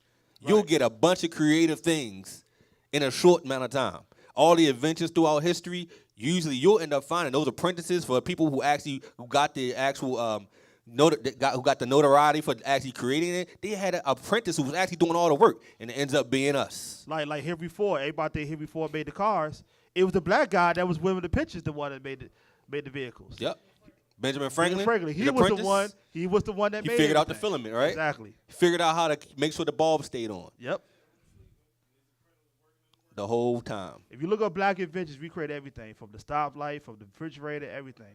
But they'll put out there that they society. did it. It's that the whole society. And that's why it says in the scriptures in Romans, it says through our fall came the riches. Yep. because we lost our way, they were able to use these things. Because the NFL, we were all focused on making money and running the ball and hurting ourselves. And, we got them rich on something we could have very well had ourselves. But we're just so broken. We don't know how to lead in ourselves or anything. We won't even trust ourselves unless there's another face besides us. All nations blessed because of our blessings and how we operate. Keep going. 15. 15. Neither do men light a candle and put it under a bushel, but on a candlestick, and it giveth light unto all that in the house. Let your light shine so before men that they may see your good works and glorify your Father which is in heaven. Go ahead. Think not that I am come to destroy the law or the prophets. I am come not to destroy, but to fulfill. This is Christ. All right, keep going. For verily I say unto you, to heaven and earth pass, one jot or one tittle shall no wise pass from the law till all be fulfilled. So Israel, as long as there's an earth, as long as there's a sky, the law still stands. Yep. The law of the Most High. The 10 Commandments we read, all 613 that are under those laws, the ones that he described in Matthew 22, 35 through 40, they stand. So no matter how much running we doing, no matter how much Facebook and Twitter we try to use, you can't run from your inheritance. You will be who you're going to be, whether you like it or not. You are bound. Your ancestors made a bound contract that still stands to this day and will not go away to the earth pass. Yep. All right, keep going. Whosoever therefore shall break one of these least commandments and shall teach men so, he shall be called the least in the kingdom of heaven. But whosoever shall do and teach them, the same shall be called great in the kingdom of heaven. So without these that speak the truth of the Christ and the laws of the Most High, the world, we would be fully in darkness. If we all envy the sinner, then where would the light go? Somebody has to be brave enough to stand firm until the end so that all generations have their opportunity for truth. Let's go to Matthew 13 and 18. Fear changes things. When people get scared, what they're supposed to do changes. So what we got to do, I know a lot of us aren't scared in the world, but we scared of certain things. It might seem weird. We might be scared of things like success. That's a real fear. When folks get scared of doing too well because they're scared of what their inner self will do when they get it. So we can't be scared to lead. We are the leaders by birthright. By birthright, you are the leaders. And the world's looking to you. So it's time to wake up and grow up. Matthew 13 and 18. Read the book of Matthew 13, and we'll start at verse 18. Mm-hmm. Hear ye therefore the parable of the sower. When anyone hear the word of the kingdom. And these are these scriptures here where everybody can fall into this. Because you got a bunch of folks who hear this word, and certain things happen after they do get the word. So you got a few options here. Right? All right, keep going. When anyone hear the word of the kingdom and understand if it's not, then come the wicked one and catch away that which was sown in his heart. This is he which receives seed by the wayside. So somebody who gets the word of the kingdom and understands if not, then the wicked one said, look, that little piece of seed, a little bit of knowledge that I just gave you or that just was allowed in, I'm going to snatch that out. I don't want you to even know about it. Just forget it. It was nothing. They were just talking. All right, keep going. But he that received the seed in stony places, the same is he that heareth the word, and anon with joy receiveth it. So he that received the word in stony places, that means you're receiving the word not in the opportune time. Maybe not even where you're like, I'm fully really thinking about the word. But you got it anyway. It still made its way. That seed was dropped down to a stony place. You might have been going through hell at that moment. But you got it. And when you receive it, like, you know what? I got to keep marching. I got to keep fighting. This is why this word came at this time. It could have came to me when I was, propped up in this great place, but it came to me when I was at my low, when I was strangled, when I would think that nothing would be able to grow. came in a stony place. Because most people, when you see stony places, you see these little weeds that grow through, or sometimes little pieces of grass that grow through stony places, like maybe cement or something. Those pieces of grass went through a lot to even become what they had. They had to get just enough sun. The water had to trickle down off the cement and get in there. It took a lot for that thing to grow. It went through hell just to be what it was. So you thinking about these parables here, this is real life. That stony place is most of our people. The fact that a lot of us been plucked out of these lives, these families that don't want to understand none of this stuff, but we happen to be that one or two people in our family that like, you know what, there's something to it, let me listen to it and go. That's us. The stony places was our families. The water found us. The light found us. And we grew. And we grew out of it. All right, keep going. Verse 21. Yet had he not rooted himself, but endured for a while, with tribulation or persecution ariseth because of the word, by and by he is offended. Yep. So sometimes you got folks who will get that on that stony ground too. And it don't take much for them to get swayed out of that. It don't take much for that person to be swayed out of it. As soon as something happens, slightly, just a little bit, they forget all the things they've learned. Keep going. He also that received seed among the thorns is he that heareth the word, and the care of this world and the deceitfulness of riches, he choked the word, and he become unfruitful. That's sometimes, hey, look, that's where, like, you might have been poor. You might have gotten this word while you were poor, and you didn't have anything. And seeing as, like, you start getting the word, the Most High, he will allow some blessings to come your way, but also Satan to be there too. And say, you know what? You're making just enough money not to listen anymore, aren't you? Yeah, the house that you have in now, remember when you was living in a one-bedroom house and now, one-bedroom apartment, and now you got a 4-bedroom house? Remember that? Do you really you made it, man. What you got to listen to this anymore? Yep. Oh, let me care about, how I can decorate this house and maybe get a bigger house. He's blessed me. And he just lost sight of where you came from. He just put you in a place so you could do more work. You're thinking about yourself. What else? Verse 23. But he that receiveth seed into the good ground is he that heareth the word and understandeth it. So he that understandeth, hear this word on good ground is he that understands it. So your good ground, you've been plowed and you're taking all the stones out and all those things. And you plant it in and somebody put their hands over it and mash it together and water it perfectly. Make sure you had enough sunlight. Right? Keep going. Hear the word and understandeth it, which also bear fruit. Then it starts to grow into a plant that actually bears some kind of fruit. Tomatoes, whatever it might be. But it's something that feeds.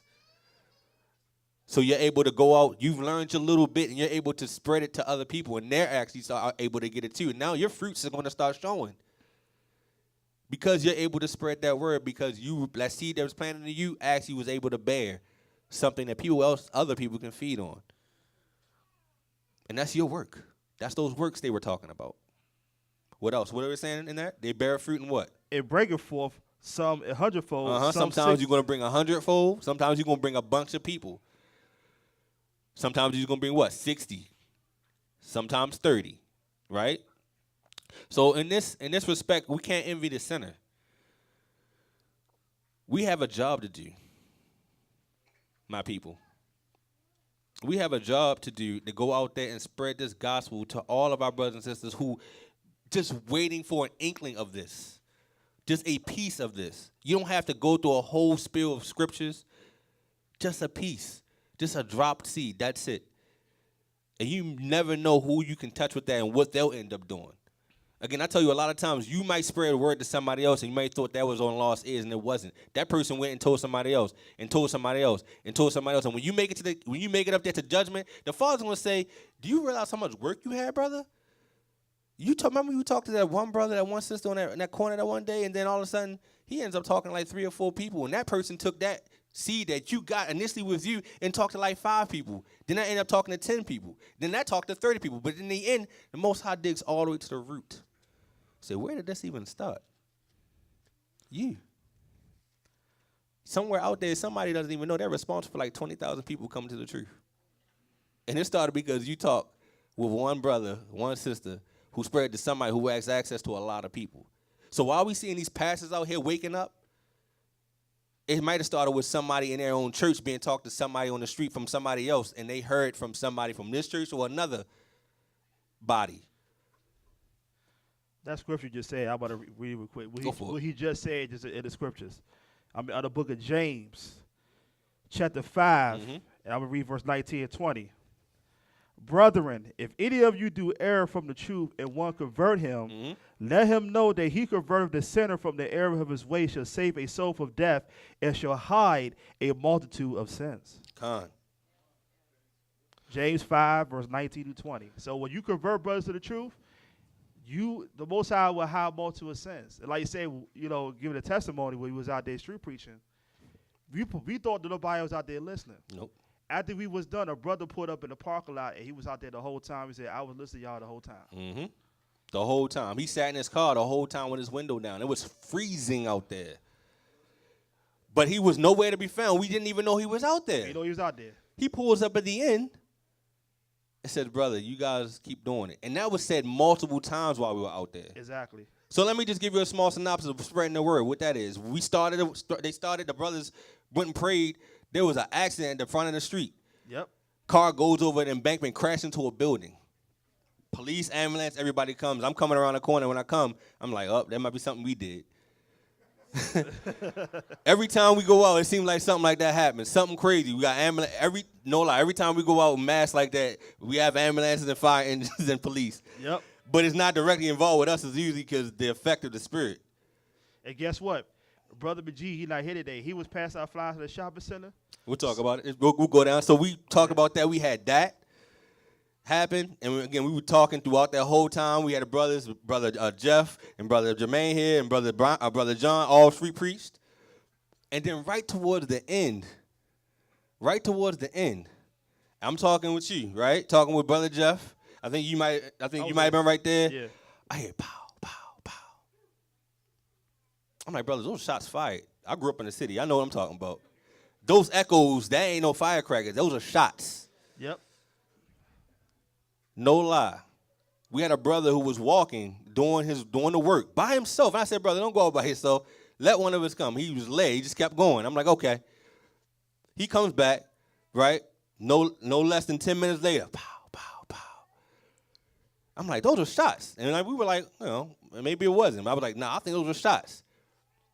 Brothers that we were talking to that were walking up and down the streets came back. They weren't running or anything. They were just walking and said, brother, y'all preaching here, but y'all need to be down there. They just shot some brother walking to a crowd of people and let off a whole clip. Yep. On Christmas Eve. And they had the helicopters out there, had the police out there, and everything. We saw like 13, 14, 15, 16 police flying up the road, top speed, 2 helicopters in the sky.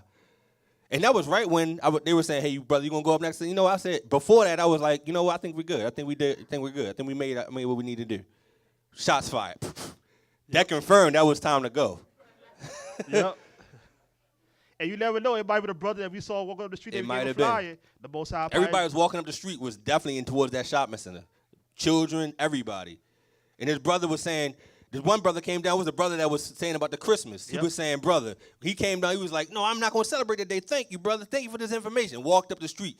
This same brother comes down the street and says, brother, because y'all speaking this truth, that's what's going on. Yep. That was because of y'all. The spirits came out and they just let off in the whole clip. He said, praise the Most High for y'all work. I'm like, it's not our work, brother. We just doing. Yep. But we were led there that day for a reason, to spread the gospel of truth, even in dangerous situations. There were people was driving their vehicles, pulled up in front of us to get a flyer. Stop in the middle of the traffic. I want to get a flyer. Hold up traffic just to get it. This was the first time I thought we actually got harassed by the cops. The cops actually came. It wasn't harassment. They were real cordial. Yeah. They were saying, hey, don't block up the sidewalk, and which we weren't really anyway. Don't block up the sidewalk and don't hand out any flyers. I said, the First Amendment, we can't hand out any flyers or in literature. He was like, he stepped off of that, knowing that he can't say we can't hand out flyers. He basically was in charge of a church that was right there that people was going in. He wanted to make sure that they weren't getting any kind of propaganda, what they called it. So they were looking and watching and saying, we can't hand out flyers. I'm like, these brothers and sisters walking down the street. So we told the brothers, hey, look, just go further out. Go towards the bus stations, the bus stops, and hand out flyers there so you can't say we're in danger in that area so we can stick around. And, it worked, but they definitely were making sure they were involving themselves more into preventing us from us giving the word out. Right. That's the first time that happened. First time that happened. If we got two callbacks from that too. I told the brothers this week, and they was like, man, I didn't even know this till y'all brought it out, man. They was so, when I talked to them on the phone, they were so excited about know the truth about Christmas, know the truth about who we are. Man, it was like, man, I would have made copies of these and passed out to my friends. That's exactly what he said. The brother that don't nothing to do with this. He just got a flyer this today. He said, I want to make more flyers and just hand them out on y'all behalf. Yep. So his brother's doing work. So let me wrap up here. So we must go out as we are commanded to and bear fruit. Offenses come and go, but at the end of the day, we must hang in there until the end. Again, reminder, one body, one mission, and one Father of all who showed us the way in mercy and love. Never forget that and endure this world until the end, family. Shalom. Shalom.